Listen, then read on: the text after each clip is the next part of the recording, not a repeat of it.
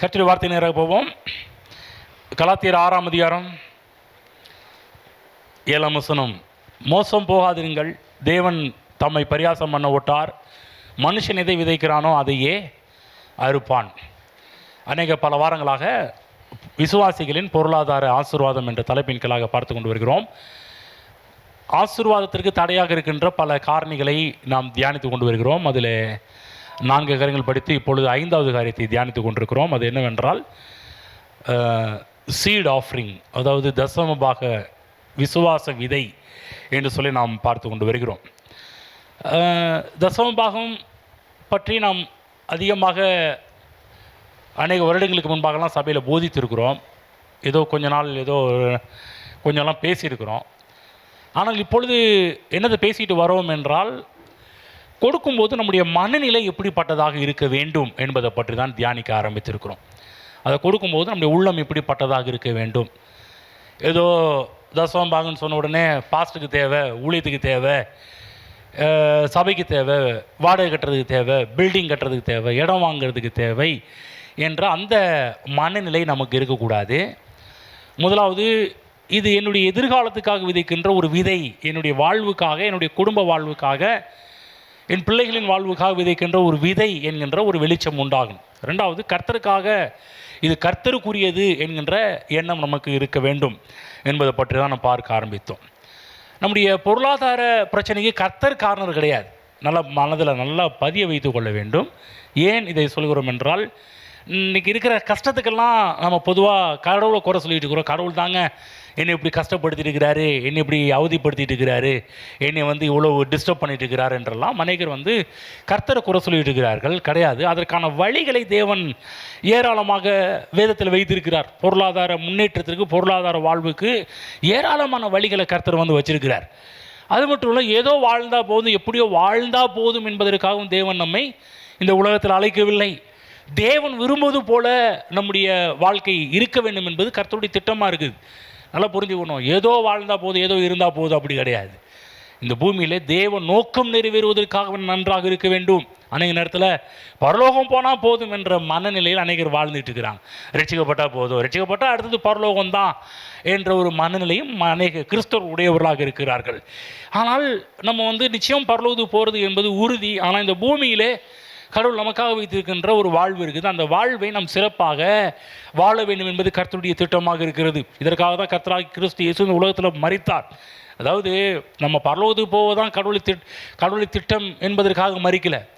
அதுக்கு அவர் மரிக்க வேண்டிய அவசியம் கிடையாது. பரலோகத்துக்கு போகணும்னு நம்ம மரித்தாலே போதும், பரலோகத்துக்கு போயிடலாம். ஆனால் அவர் ஏன் மரித்தார்? அவர் ஏன் நமக்காக அவமானப்படுத்தப்பட்டார்? அவர் ஏன் நமக்காக பலியானார்? அவர் ஏன் நமக்காக கஷ்டப்படுத்தப்பட்டார் என்பதெல்லாம் என்ன ஒரு காரியம்னா, நம்ம நல்லா இருக்குன்றதுக்காக. அப்போ நம்ம நல்லா இல்லாத போது நம்ம அவரை கேவலப்படுத்துகிறோம். நம்ம நல்லா வாழாத போது அவருடைய கர்த்தர் நமக்காக மற்றதை அலட்சியம் பண்ணிக்கிறோம், அதை அவலட்சணமாக எண்ணுகின்றோம். ஆகவே நம்ம இந்த பூமியில் நன்றாக இருக்க வேண்டும் என்பதை நாம் விரும்பணும், வாஞ்சிக்க வேண்டும். அதை நோக்கி நம்முடைய பயணத்தை தொடர வேண்டும். அன்றைய நேரத்தில் பாருங்கள், சபைகளில் தசமபாகம் என்ற ஒரு காரியத்தை தவறாக போதித்ததுனால விசுவாசிகளும் தவறாக புரிந்து வைத்திருக்கிறார்கள். ஆகவே தான் கொஞ்சம் சரியாக போதிக்க வேண்டியது ஒரு அவசியமான ஒரு காலகட்டத்தில் நம்ம போனதுனால தான் இவைகளை பற்றி நம்ம சரியாக போதித்து கொண்டிருக்கிறோம். தசமபாகம் என்பது நம்முடைய விசுவாச செயல். அதாவது புரிஞ்சுக்கணும், விசுவாச செயல், கனத்தின் செயல், அன்பின் செயல். இது எல்லாமே பார்த்தீங்கன்னா வேறு எந்த எண்ணமும் வரக்கூடாது. இது 3 காரியம்தான். இது கனம், அன்பு, அது மட்டும் இல்லாமல் ஃபெய்த். இது 3த்தையும் கலக்க வேண்டும் டைத்தில் இது இல்லைன்னா நமக்கு டைத்து கொடுக்குறதுல எந்த ஒரு பிரயோஜனம் கிடையாது. நீ தசமபாகம் கொடுக்கும்போது அதில் விசுவாசம் கலந்துருக்கிறதா, நீ தசமபாகம் கொடுக்கும்போது அதில் அன்பு கலந்துருக்கிறதா, நீங்கள் தசமபாகம் கொடுக்கும்போது அதில் கனம் கலந்துருக்கிறதா என்பதை பார்க்கணும். அப்போ தான் நீங்கள் கொடுக்குற அந்த தசமபாகம் ஒர்த்தாக இருக்கும். அது விசேஷமான ஒன்றாக இருக்கும். ஏதோ கொடுக்கணுமேன்றதுக்காக கொடுத்துட்டு போனால் அதில் எந்த ஒரு சுவாரஸ்யமும் இருக்காது, அதில் எந்த ஒரு பெனிஃபிட், எந்த ஒரு லாபமும் இருக்காது. நம்ம கொடுக்கும்போது இப்படிப்பட்ட எண்ணம் உடையவர்களாக இருக்கணும். ஏதோ சில பேர்லாம் கஷ்டத்துக்கு கொடுப்பாங்க, சில பேர்லாம் பார்த்திங்கன்னா அப்படி வேண்டாம் வெறுப்பு கொடுக்க ஆரம்பிப்பாங்க, வேறு எதாவது செப்ப அப்படின்ற லெவலில் கொடுக்க ஆரம்பிப்பாங்க. அது இப்படி கிடையாது. டைத்து விதைக்கும் போது விசுவாசம் உள்ளே வரணும், கனம் உள்ளே வரணும், அன்பு உள்ளே வர வேண்டும். ஒவ்வொரு தடவை நம்ம தசமபாகம் கொடுக்கும்போது நம்முடைய எண்ணம் இப்படிப்பட்டதாக இருக்க வேண்டும். ஆகவே தான் இது கொடுக்கும்போது கர்த்தரின் ஆதாரம் என்பதற்கு மிகப்பெரிய ஒரு வெளிப்பாடு. ரெண்டாவது, கர்த்தரனுக்கு ஆதாரமாக இருக்கிறதுனால தான் கொடுக்க ஆரம்பிக்க வேண்டும் என்பதை பற்றியெல்லாம் பேச ஆரம்பித்தோம். வந்து விதையை கொண்டு போய் நம்ம செல்ஃபில் வைக்கக்கூடிய ஒன்று கிடையாது. சில பேர்லாம் பாருங்கள், அப்படியே சில பேர் விதைக்காமல் அப்படியே வச்சுருப்பாங்க. அதில் ஒரு பிரயோஜனம் கிடையவே கிடையாது. விதை என்று சொன்னாலே விதை கடையிலே இருப்பதற்காக உருவாக்கப்பட்ட ஒன்று அல்ல. புரியுதுங்களா? பல செல்ஃப்லையும் பல பீரோலையும் பல ஷோகேஸ்லையும் வைக்கிறதுக்காக உருவாக்கப்பட்ட ஒன்று இல்லை. இங்கே பாருங்க, என்கிட்ட இந்த விதை இருக்குது, அந்த விதை இருக்குது சொல்கிறதுக்காக உருவாக்கப்பட்டதில்லை. எல்லா விதையுமே எதற்காக உருவாக்கப்பட்டதுனால இந்த பூமியிலே அது விதை புதைக்கப்பட வேண்டும்.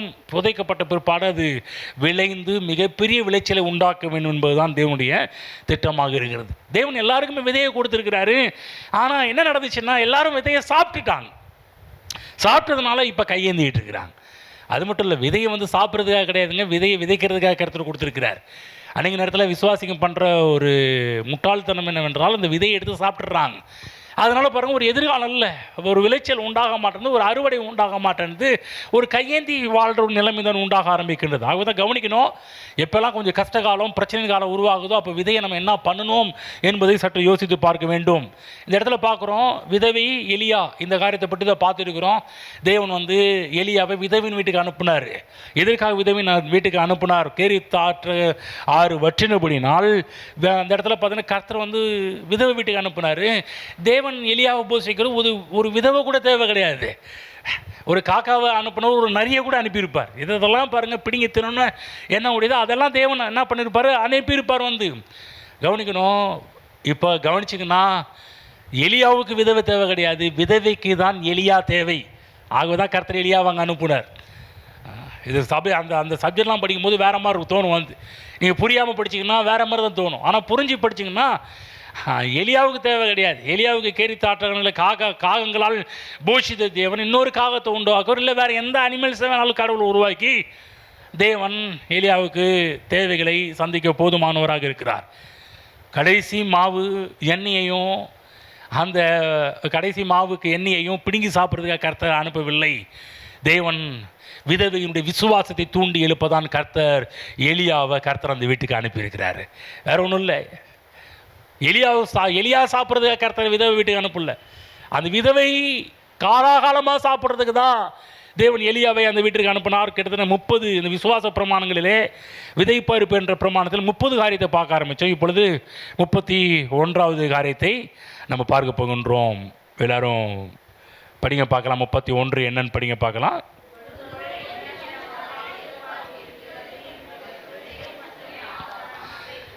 உங்களுக்குள் என்ன விதமான எதிர்பார்ப்பு இருக்கிறது என்பதற்கு விதை மட்டும்தான் மிகப்பெரிய ஒரு ஆதாரமாக இருக்கிறது. என்ன சொல்கிறேன்னா, இன்றைக்கி அநேக மக்களுடைய விசுவாசத்தில் ஒரு எதிர்பார்ப்புமே இல்லாமல் விசுவாசமும் இல்லை, எதிர்பார்ப்புமே இல்லாமல் வாழ்ந்துட்டு இருக்கிறாங்க. நான் உங்கள்கிட்ட ஒரு எப்படி கொஸ்டின் பேப்பர் கொடுத்து உங்களை ஃபில் பண்ண வச்சேன்னா, இப்போ ஒரு கொஸ்டின் சும்மா உங்களுக்கு இருக்கிற ஒரு வெள்ளத்தாளில் நான் சொல்கிறத நீங்கள் எழுதுங்க அப்படின்னு சொன்னால் எத்தனை பேர் உடனே எழுதுவீங்கன்னு எனக்கு தெரியல. இப்போ உங்கள்கிட்ட கேள்வி கேட்குறேன், எத்தனை பேர் உங்கள் பேப்பரில் உங்களுடைய எதிர்பார்ப்புகளை உங்களால் எழுதி தர முடியும்? எதிர்பார்ப்புகள் எழுதி தர முடியுமா? டக்குன்னு, அதாவது உட்காந்து யோசிச்சுட்டு கூட கொடுத்த வேகத்தில் ஒரு 2 நிமிடத்திற்குள்ள எவ்வளவு எதிர்பார்ப்பில் எழுதுகிறீர்கள் என்பதை பொறுத்து தான் உங்கள் எதிர்காலமே இருக்குது. கொஞ்சம் யோசிச்சு பாருங்கள். ஒன்றும் இல்லை, வீட்டில் சிந்திச்சு பாருங்கள். வீட்டில் உட்காந்து எதிர்பார்ப்பை எழுது அப்படின்னா எத்தனை எதிர்பார்ப்பு உங்களால் எழுத முடியும்? சில பேர் அப்போ தான் யோசிக்கவே ஆரம்பிப்பாங்க. எதிர்பார்ப்பா அப்படின்னு சொல்லி அப்போ தான் உட்காந்து யோசிப்பாங்க. ஆனால் ஒரு சிலர் பாருங்கள், கொடுத்த உடனே டக்குன்னு எல்லாம் எழுதிடுவாங்க. என்னென்ன எதிர்பார்ப்பு, என்னென்ன அவங்களோட எதிர்பார்ப்பு அத்தனை எழுதி விடுவார்கள். ஆகதான் நீங்கள் எதை அடைய விரும்புகிறீர்கள், நீங்கள் எதை எதிர்பார்க்கிறீர்கள் என்பதை எழுத ஆரம்பித்தா எத்தனை எழுதுவீங்க? எழுதுவதுக்கு ஏதாவது இருக்குதா? இல்லை யோசிக்க போகிறீங்களா? ஆகதான் என்ன நடக்க வேண்டும், என்ன நிறைவேற வேண்டும் என்பதை நீங்கள் விசுவாசிக்கிறீர்கள், அதை நீங்கள் எழுத ஆரம்பிச்சிடுவீங்க. நீங்கள் விசுவாசி எதையுமே எதிர்பார்க்காமல் வாழ்ந்துட்டு இருக்கிறாங்க. அப்படியே கண்டதே காட்சி கொண்டதே கோலன்னு அப்படியே போயிட்டுருக்குது வாழ்க்கை. எனக்கெல்லாம் சில பேர் சொல்லுவாங்க, எனக்கெல்லாம் ஒரு ஆசையும் இல்லை பிரதர், எனக்கெல்லாம் ஒரு ஆசையும் இல்லைன்ட்டு அப்புறம் சொல்லுவாங்க பாருங்க, சும்மா இதுதான் இருக்குது, அடுத்து இது ஒன்று, ஒரு ஆசை இல்லைன்னு நிப்பா. அதையே சொல்ல வேண்டியது, எனக்கு ஒரு ஆசை இல்லைன்னு இதுக்கு அதையே சொல்கிறீங்க, ஒரு ஆசை இல்லைன்னு சொல்லிட்டு, ஆனால் இது ஒரு ஆசை இருக்குதுங்க, அப்புறம் இன்னொரு ஆசைன்னுவாங்க. கவனமாக கேளுங்க. இன்றைக்கி சில விசுவாசிங்க ஒரு ஆசை கூட இல்லாமல் இருக்கிறாங்க, ஒரு விருப்பம் கூட இல்லாமல் இருக்கிறாங்க. அன்றைக்கி நேரத்தில் பாருங்கள், காலையிலேருந்து ஜெபம் பண்ணுற ஜெபம் கூட பார்த்தீங்கன்னா ரொம்ப நேரம் ஜெபம் பண்ண. நான் உங்கள்கிட்ட கேட்குறேன், எவ்வளோ நேரம் நீங்கள் ஜெபம் பண்ணுறீங்க? எவ்வளோ நேரம் ஜெபம் பண்ணுறீங்க? நான் ஒரு டெஸ்ட் வைக்கிறேன், அதிகபட்சம் 1 மணி நேரம் யாராவது ஜெபம் பண்ணுறீங்களா? 1 மணி நேரம். வேறு யாராவது இருக்குதுங்களா? அரை மணி நேரம். கவனமாக கேளுங்க.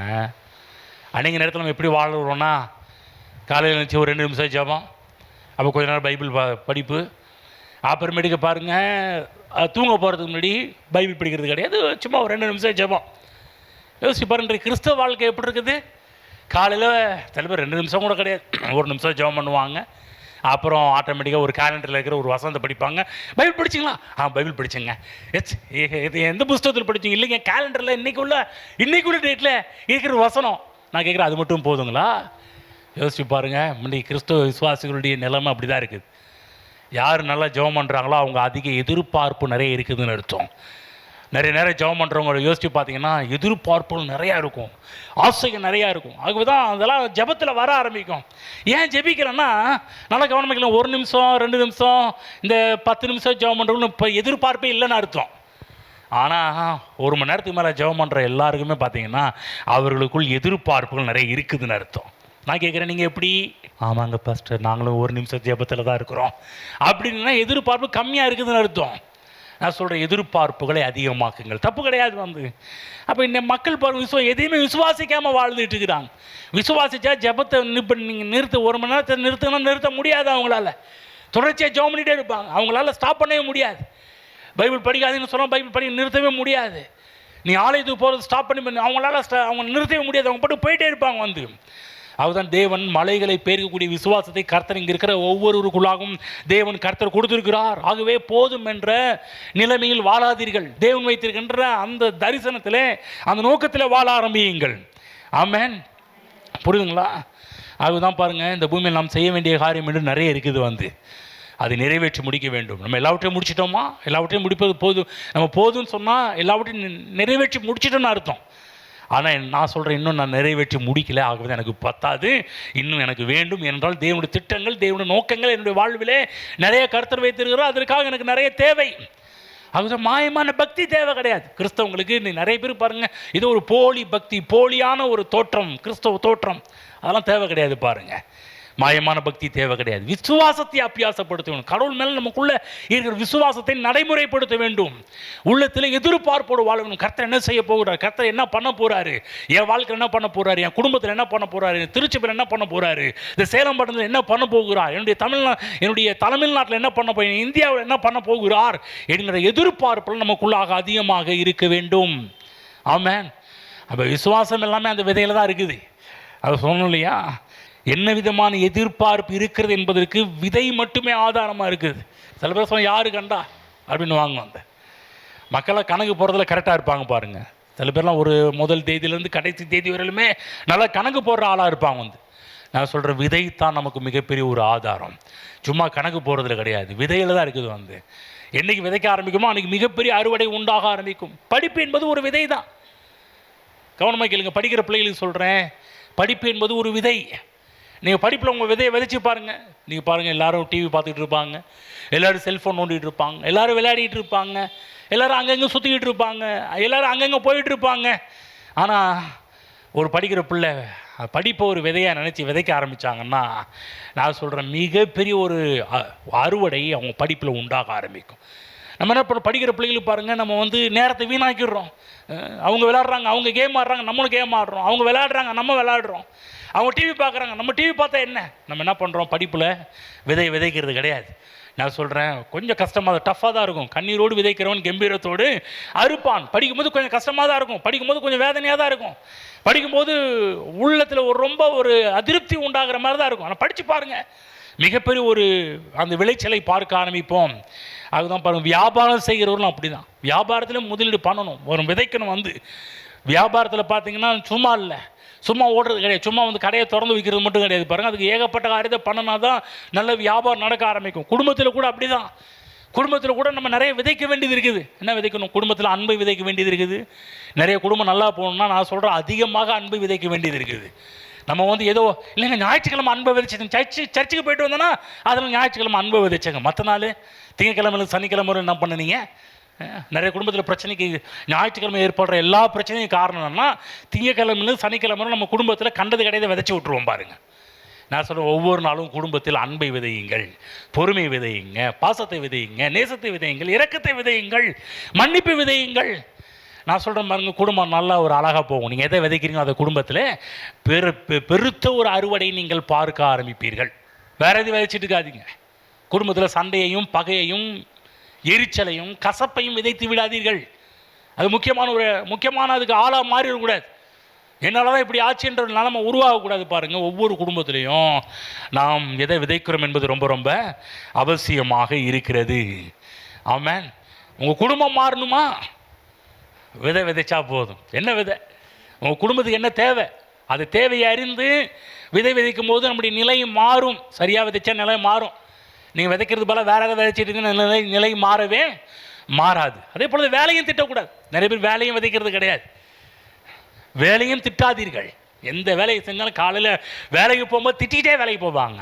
பார்த்துருக்கீங்களா? சில பேர்லாம் ஐயோ இன்றைக்கும் என்ன நடக்க போகுதுன்னு தெரியல, ஏது நடக்க போகுது தெரியல. வேலைக்கு போகிறப்ப கூட அந்த வேலையில் கூட போய் கண்டதை விதைச்சிடாதீங்க. வேலையில் கூட நல்லதை விதையுங்கள். நீங்கள் எந்த வேலை செய்கிறவர்களாக இருந்தாலும் பரவாயில்ல, எந்த இடத்துல வேலை செய்கிறவர்களாக இருந்தாலும் பரவாயில்ல, அந்த வேலையில் நீங்கள் எதை விதைக்கிறீர்கள் என்பது தான் ரொம்ப ரொம்ப முக்கியம். அங்கே வந்து எரிச்சலையும் கோபத்தையும், அதுவும் ஒரு குடும்பம் மாதிரி தான். அந்த இடத்துலையும் இப்போ வேலை செய்கிற இடத்துல போய் பார்த்தீங்கன்னா தேவையில்லாத காரியத்தெல்லாம் விதைக்க ஆரம்பிச்சது தேவையில்லாத விளைய ஆரம்பிக்கும். வேலையில் கூட நல்லது விதைச்சு பாருங்கள். உங்கள் திறமைகளை வெளியே கொண்டு வந்து பாருங்கள். சில பேர்லாம் பாருங்கள், வேலையில் திறமையை வெளியே கொண்டு வர மாட்டாங்க. ஏன்னா நம்ம திறமையை வெளியே கொண்டு வந்து எல்லா வேலையும் நம்ம மேலே போட்டுட்டா என்ன பண்ணுறது? பரவாயில்ல, போடுங்க. போட்டுட்டோம். ஆஃபீஸில் இருக்க ஒட்டுமொத்த வேலை தூக்கி உங்கள் மேலே போடுறாங்களா? அத்தனை ஃபைல்ஸ் தூக்கி உங்கள் மேலே போடுறாங்களா? போட்டுட்டோம், செய்யுங்க. மேலே ஒருத்தர் பார்க்குறாரு. ஆமென். அவர் பார்த்துட்டு இருக்கிறாரு. ஒருவேளை உங்கள் ஓனர், உங்கள் முதலாளி உங்களுக்கு பணம் கொடுக்காமல் இருக்கலாம், கவர்மெண்ட் பணம் கொடுக்காமல் இருக்கலாம். நான் சொல்கிறேன், அந்த ஹெவன்லி கவர்மெண்ட் உங்களுக்கு ஏராளமாக கொடுக்க ஆரம்பிக்கும். நம்ம என்ன பண்ணுறோம்? இப்போ இதுக்கு இது இவ்வளோ வாங்குகிற பணத்துக்கு இவ்வளோ வேலை செஞ்சால் போதுங்க. நிறைய பேருடைய தாட் அப்படி தான். வாங்குகிற சம்பளத்துக்கு இவ்வளோ வேலை செஞ்சால் போதும். இல்லை, உங்கள் வேலைகளில் உங்கள் திறமைகள் தானதில் கொண்டு வந்து பாருங்கள். நல்லா அப்படி தான். நான் சின்ன வயசில் வேலை செய்யும் போதெல்லாம் முழு மனதோடு வேலை செஞ்சேன் பாருங்கள். நான் சொல்கிறேன், யாருக்கும் அடுத்த மாதமே ப்ரொமோஷன், ப்ரைவேட்டில் அடுத்த மாதமே ப்ரொமோஷன்றது கேள்விக்குறி. ஆனால் சின்ன வயசுலேயே பாருங்கள், 12th முடிச்சமே வேலைக்கு போகும்போது அடுத்த மாதத்துலேயே ப்ரொமோஷன் கொடுத்துட்டாங்க. ஒன்று சொல்லட்டுங்களா? நான் எந்தெந்த இடத்துல வேலை செஞ்சேனோ நல்லா ஞாபகம் இருக்குது. அத்தனை வேலையிலையுமே முதல் மாதத்திலே ப்ரொமோஷன் அடைஞ்சது வேறு யாருமே. அங்கே இருக்கிற ஆள்லாம் மேலேங்களையும் எப்படிடா உனக்கு மட்டும் எப்படி முதலாளி ஒரே மாதத்தில் வேலையில் ப்ரொமோஷன் கொடுக்குறாரு, வேலையில் சம்பளத்தை அதிகமாக்கி தராரு? நான் சொல்லட்டுங்களா, எந்த வேலையை செஞ்சாலும் முழு மனதோடு முழு விருப்பத்தோடு நல்லா ஞாபகம் இருக்குது. எந்தெந்த வேலை செஞ்சு நல்லா என் மனதில் இன்னும் ஓடிட்டு இருக்குது வந்து. ஆமாம், உண்மையை சொல்கிறேன். சும்மா பொய் சொல்லலை, கப்ஸா விட்டுட்டு இருக்கல, புருடா விட்டுட்டு இருக்கல பாருங்கள். அத்தனை வேலையிலையும் ஒரே மாதத்தில் எப்படி ப்ரொமோஷன், ஒரே மாதத்தில் எப்படி சம்பள உயர்வு. ஏன் தெரியுங்களா? செய்கிற வேலையை உண்மையாக பண்ண ஆரம்பிக்கும். இங்கே கூட பாருங்கள், இங்கே கூட அப்படி தான் பாருங்கள். ஏனோ தானே இங்கே வந்து ஆராதனை ஏனோ தானே பாடிட்டு போகல, இது ஏனோ தானே பிரசவம் பண்ணி போகல பாருங்கள். இதுக்கெல்லாம் சிரமம் எடுத்து உட்காந்து இதெல்லாம் ஏகப்பட்ட வேலைகள் செய்ய வேண்டியது இருக்குது. ஒவ்வொரு காரியத்திலும் ஏகப்பட்ட வேலைகள் செய்ய வேண்டியதாக இருக்குது. ஆனால் எல்லா வேலைகளுமே எங்களுடைய திறமையை கடவுள் எங்களுக்கு கொடுத்த என்ன திறமையை கொடுத்தாலும் அது உள்ளே போடுறோம். ஆமென். சொல்கிறது உங்களுக்கு புரியுதுங்களா? எல்லாத்துலேயும் எங்கள் கடவுள் கொடுத்த திறமைகளை உள்ளே போடுறோம் வந்து. நிச்சயம் சொல்கிற, கர்த்தர் ஒருத்தர் பார்த்துட்டு இருக்கிறார். உங்கள் முதலாளி உங்களுக்கு சம்பளம் கொடுக்காமல் போகலாம், உங்கள் ஓனர் சம்பளம் கொடுக்காமல் போகலாம், உங்கள் கவர்மெண்ட் கூட உங்கள் இன்க்ரிமெண்ட் பண்ணாமல் இருக்கலாம், உங்களை ப்ரொமோஷன் கொடுக்காமல் இருக்கலாம். நான் சொல்கிறேன், கர்த்தர் பார்த்துட்டு இருக்கிறாரு. கர்த்தர் உங்களுக்கு சரியான நேரத்தில் உங்கள் கைக்கு அதெல்லாம் கிடைக்கும்படி கர்த்தர் செய்வார். அது வேலையை திட்டாதீங்க, கரிச்சு கொட்டாதீங்க. இவ்வளோதான் சம்பளம், இவ்வளோதான், இதுக்கு மேலே ஒரு நயா பேச கூட்டி தர மாட்டேன்னா நீங்கள் பேசாதீங்க. ஆனால் கர்த்தர் சில நேரத்தில் உங்களுக்கு கொடுக்கும்போது பார்த்தீங்கன்னா அமைதி குலுக்கி சரிந்துபடி கர்த்தர் மடியில் கொண்டு வந்து போடும்படி கர்த்தர் பண்ணுவார். ஆச்சரியமாக இருக்கும், ரொம்ப ஆச்சரியப்படுவீர்கள் அந்த நேரங்களில் அதுதான் நீங்கள் நன்றாக இருக்க போகிறீர்கள் என்பதற்கு உங்கள் விதை தான் மிகப்பெரிய ஆதாரம். நீங்கள் எப்படி இருக்க போகிறீங்க, உங்கள் ஃப்யூச்சர் எப்படி இருக்கும், எதிர்காலம் எப்படி இருக்கும் இன்றைக்கி சொல்ல முடியும். நீங்கள் என்னத்தை விதைக்கிறீர்களோ அதுதான் உங்கள் எதிர்காலம். ஆமென். நான் நிறைய விதைக்கிறேன், ஏன் என் எதிர்காலம், என்னுடைய பிள்ளைகளுடைய எதிர்காலம், என்னுடைய சந்ததிகள் எதிர்காலம் எப்படி இருக்க போகுது, இன்றைக்கு அதற்காக விதைச்சிக்கிட்டு இருக்கிறோம். ஏன்னா ஃபியூச்சர்ஸ் பிளானிங். ஆமென். 32 தானே, 32 அடுத்தது போடுங்க. ஓகே, படிங்க பார்க்கலாம்.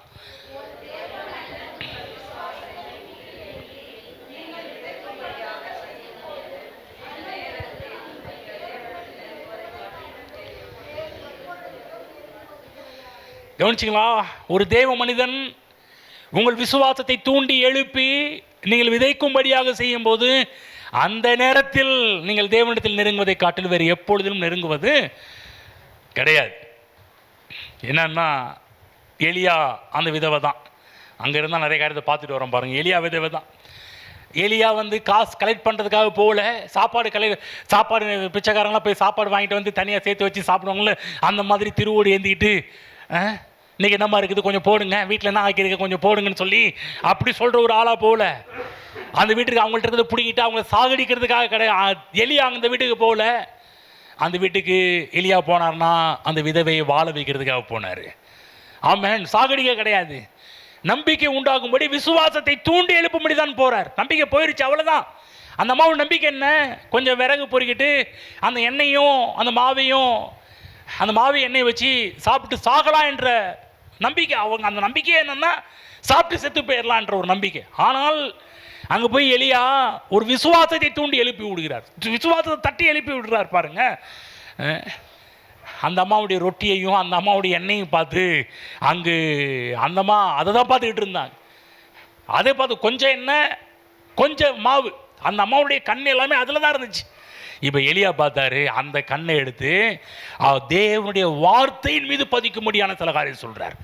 அந்த அம்மா பார்த்து கொஞ்சம் இதை நிறைய நேரத்தில் பாருங்கள், நம்ம இருக்கிறத வச்சு தான் என்ன இதை வச்சு என்ன பண்ண போகிறோம், இதை வச்சு என்ன செய்ய போகிறோன்னு சொல்லிட்டு நான் சொல்கிறேன், இப்போ இருக்கிறது கொஞ்சமாக இருக்கலாம், ஆனால் தேவனுடைய வார்த்தை சொல்லுகிற மாதிரி உங்கள் கொஞ்சத்தை பாருங்கள், அது எப்படி அதிகமாகும் என்பதை பாருங்கள். ஆமென். எப்படி எலியா அன்னைக்கு விதவை வீட்டுக்கு போய் பல காரியத்தெல்லாம் சொல்லி அந்த அம்மா விசுவாசத்தை தூண்டி தட்டி எழுப்பினாரோ, இன்றைக்கு நானும் எலியா போல நின்று கொண்டிருந்து உங்கள் வாழ்க்கை தட்டி எழுப்பி கொண்டிருக்கிறேன். நீங்கள் ஒரு இல்லாமல் இருக்கலாம், இன்றைக்கி பற்றாக்குறையாக இருக்கலாம், நீங்கள் கூட நினைக்கலாம் அவ்வளோதான் வாழ்க்கை முடிஞ்சு போச்சு நீங்கள் நினைக்கலாம். நான் சொல்கிறேன், யார் சொன்னால் முடிஞ்சிருச்சு, யார் சொன்னால் போச்சுன்னு இல்லை, வாழ்க்கை இருக்குது. தேவனுடைய வார்த்தை நோக்கி பாருங்கள். ஆமென். தேவனுடைய வார்த்தை உயிர் கொடுக்கக்கூடிய ஒரு வார்த்தை. தேவனுடைய வார்த்தையானது உங்களை தட்டி எழுப்பக்கூடிய ஒரு வார்த்தை. தேவனுடைய வார்த்தையானது உங்கள் வாழ்க்கையில் இருக்கிற விசுவாசத்தை தூண்டி எழுப்பக்கூடிய ஒரு வார்த்தை. இந்த நேரத்தில் தேவன்கிட்ட நெருங்குவது போல வேறு நேரம் கிடையவே கிடையாது பாருங்கள். அன்றைக்கு நேரத்தில் பாருங்கள், உட்கார நேரம்லாம் உங்களுக்கே தெரியும், தேவனுடைய நெருங்கி இருக்கிற ஒரு ஜீவியத்தை பார்ப்பீங்க, தேவனோட உட்கார்ந்துருக்கிற ஒரு நேரத்தை பார்ப்பீங்க, தேவனுடைய வாசம் பண்ணுற ஒரு நேரத்தை பார்ப்பீங்க. சில பேர்லாம் நினைப்பாங்க பேசாமல் இங்கேயே இருக்கலாம் போலலாம் தோணும். சில பேர் இருக்கலாம் பேசாமல் இங்கேயே உட்காந்து பிரசங்கத்தையே கேட்டு இருக்கலாம் போலலாம் தோணும். என்ன பண்ணுறது, எல்லாருக்கும் வீடு இருக்குது, எல்லோரும் இங்கே உட்காந்து நம்ம வீட்டில் போய் அப்புறம் வீட்டில் உள்ளவங்களாம் சண்டைக்கு என்ற நேரம் இந்த ஏரியா ஃபுல்லாகவே எல்லாம் கும்பலாக ரவுடிஸாக நிற்பாங்க, என்ன பண்ணுறீங்க அப்படின்னு சொல்லிட்டு. அதனால தான் பாருங்கள், அந்தமாரி பிரச்சனைலாம் உருவாக்குறது கிடையாது. நான் சொல்கிறேன் பாருங்கள், இப்படிப்பட்ட நேரங்கள் நம்முடைய வாழ்க்கை விசுவாசத்தை தட்டி எழுப்புகின்ற நேரங்களாக இருக்கின்றது. ஆமென். எலியா விதவைட்ட அது மேலே கண்ணை வைக்காதம்மா, நான் சொல்கிற வார்த்தையின் மீது கண்ணை வை. இன்றைக்கி நான் உங்களுக்கு சொல்கிறேன், இன்றைக்கி உங்களுடைய பற்றாக்குறையாக இருக்கின்ற உங்கள் வாழ்க்கையில் சில கேள்விக்குறியாக இருக்கின்ற காரியத்தின் மீது உங்கள் கண்களை வைத்து கொண்டிருக்கலாம். இன்றைய காலை வேளையில் உங்களுக்கு சொல்கிறேன், அது மேலே உங்கள் கண்ணை எடுத்துட்டு தேவனுடைய வார்த்தையின் மீது கண்களை வையுங்கள். கர்த்தர் உங்கள் தேவைகளை நிறைவாக்குவார். சிங்கக்குட்டிகள் தாழ்ச்சியடைந்து பட்டினியாக இருந்தாலும் கர்த்தரை தேடுகிறவர்களுக்கு ஒரு நன்மையும் குறைவு படாது. கர்த்தரின் மேய்ப்பராக இருக்கிறார், என் வாழ்விலே குறைவு என்பதே கிடையாது. என் தேவன் தம்முடைய ஐஸ்வரியத்தினுடைய உங்கள் குறைவுகள் எவ்வளவா இருந்தாலும் அவ்வளவு குறைகளையும் கிறிஸ்து இயேசுவின் மகிமைக்குள் நிறைவாக்குகின்ற தேவனாக இருக்கிறார். ஆமென். எலியா விதவைக்கு சவால் விடுறார், அது மேல இருக்க கண்ணு தூக்கி கடவுளுடைய வார்த்தையின் மேல வை. நான் சொல்றேன், பஞ்சகாலம் முடிகிற வரையிலும் மாவும் குறையாது, எண்ணெயும் குறையாது. ஆமென். அதுதான் அதை கொண்டு போய் மறைச்சி வைக்காதீங்க. இருக்கிறதையும் பங்கு போட வந்துட்டார் பாஸ்டர்னு சொல்லி மறைச்சி வைக்காதீங்க. உங்கள் வீட்டில் எது கம்மியாக இருக்குதோ அதை கொண்டு வந்து விதைச்சி பாருங்கள். விசுவாசோட விதைச்சி பாருங்கள். நான் சொல்ல நம்பிக்கை உண்டாகின்ற இடம். ஆமென். நான் சொல்ல தேவனுடைய வார்த்தைக்கு உங்கள் வாழ்க்கையில் ஒவ்வாத காரியமெல்லாம் உங்களை விட்டு ஓட ஆரம்பிச்சிடும். தேவனுடைய வார்த்தைக்கு மரியாதை கொடுக்கும்போது, தேவனுடைய வார்த்தையை கனம் பண்ணும்போது, எதெல்லாம் தேவனுடைய வார்த்தைக்கு உங்கள் வாழ்க்கை டிஸ்டர்ப் பண்ணது எல்லாமே உங்களை விட்டு ஓட ஆரம்பிக்கும். அதுதான் வசனத்தை பிரசங்கிக்கிற இந்த இடத்திற்கு வருகிற நேரம் என்று சொல்லக்கூடியது முக்கியமான ஒரு நேரம். ஆமென். எப்படி விதவை எலியாட்ட போய் தேவனுடைய வார்த்தையை கேட்டால் அதே போல் இங்கே வந்து வார்த்தையை கேட்டுக்கொண்டிருக்கிறீர்கள். நான் சொல்கிறேன், உங்கள் வாழ்க்கையிலையும் அந்த விதவையின் வாழ்க்கையில் ஏற்பட்ட அதே அற்புதமும் அதிசயத்தையும் உங்கள் வாழ்க்கையில் நடப்பதை பார்ப்பீர்கள். 33 நீங்கள் தேவனிடத்தில் ஏற்கனவே பெற்றிருக்கிற விதை என்ன என்பதை கண்டுபிடியுங்கள். கண்டுபிடிக்கணும். தேவன் ஆதாமை பார்த்து நீயே போய் விதையை தயார் பண்ணுன்னு ஆண்டவர் சொல்லலை. ஆண்டவர் சொன்னாரா ஆதாமை பார்த்து, இப்போ இங்கே பாரு, என்னென்ன விதை வேணுமோ அதெல்லாம் நீ வந்து ஆராய்ச்சி கூடத்தில் உட்காந்து ஆராய்ச்சி பண்ணி நீங்கள் எப்படி ஒவ்வொரு காரியத்தை கண்டுபிடிச்சிட்டு இருக்கிறாங்களோ அதை மாற்றி இதை மாற்றி இதை மாற்றி அதை மாற்றி எப்படிலாம் விதையை கண்டுபிடிக்கும், அதே போல் நீயும் போய் விதையை கண்டுபிடி அப்படின்னு சொல்லலை. கவனமைகள், விதையை தயார் பண்ணு என்று சொல்லலை. கவனிங்க, பைபிளில் போடப்படுது கர்த்தர் விதைக்கிறவனுக்கு விதையை தருகிறார். அந்த விதையை கண்டுபிடி. உங்களுக்குள்ளே என்ன விதை இருக்குது என்பதை கண்டுபிடிக்கணும். வந்து கண்டுபிடிச்சிங்கன்னா அந்த விதையை கரெக்டான இடத்துல விதைக்க ஆரம்பிக்கும். இந்த இடத்துல சில பேர் பாருங்கள், உங்களுக்கு எல்லாத்துக்கும் தெரியும், தெரியுமா தெரியாதான்னு தெரியல. அது தெரியலன்னா கூட நீங்கள் நெட்லலாம் போய் பார்த்தீங்கன்னா தெரியும். ஒவ்வொரு மாவட்டத்துக்கும் பார்த்தீங்கன்னா ஒவ்வொரு விளைச்சல் உண்டாக ஆரம்பிக்கும். நம்ம சேலம் மாவட்டத்துக்கு என்ன விளைச்சல் உண்டாகுது? மாம்பழம், அப்புறம் கிழங்கு, குட். அப்புறம் நம்ம சேலம் மாவட்டத்தில் என்ன விதைச்சாதான் நல்லா வளருங்க? கரும்பு, அப்புறம் நெல், அப்புறம் பருத்தி இல்லைங்களா? மஞ்சள் ஈரோடு பக்கம், அதெல்லாம் ஈரோடு பக்கம். இந்த பக்கம் ஒரு வளையுது. ஆனால் அதிக விளைச்சல் வந்து ஈரோடு பக்கத்தில் தான் மஞ்சள் அதிகமாக. சரி, ஓகே. இப்போ நீங்களே பரவாயில்ல, நல்லா இந்த ஊரில் இருக்கிறது நல்லா கண்டுபிடிச்சிருக்கிறீங்க. இல்லை எந்த இடத்துல எதை விதைக்கணும், இந்த விதை என்னன்னு கண்டுபிடிச்சாதான் அந்த விதை எந்த இடத்துல விதைக்க வேண்டும் என்பதை நீங்கள் புரிந்து கொள்ள முடியும். விதையை கண்டுபிடிக்கணும். என்ன விதை எந்த இடத்துல விதைச்சா எப்படி வளரும் என்பதெல்லாம் நம்ம கண்டுபிடிக்க முடியும். ஆமென். 34 என்ன? உங்கள் விதை உங்கள் எதிர்காலத்தை கொண்டு செல்லக்கூடிய வாகனமாக இருக்கிறது. நான் சொல்ல விதை தான் மிகப்பெரிய வாகனம். நல்லா கவனிங்க, இன்றைக்கி பெரிய பெரிய வாகனம் இல்லாமல் இருக்கலாம், ஆனால் விதை இருக்குதா? நான் சொல்ல விதை எதிர்காலத்தை கொண்டு போகக்கூடிய ஒரு வாகனம்.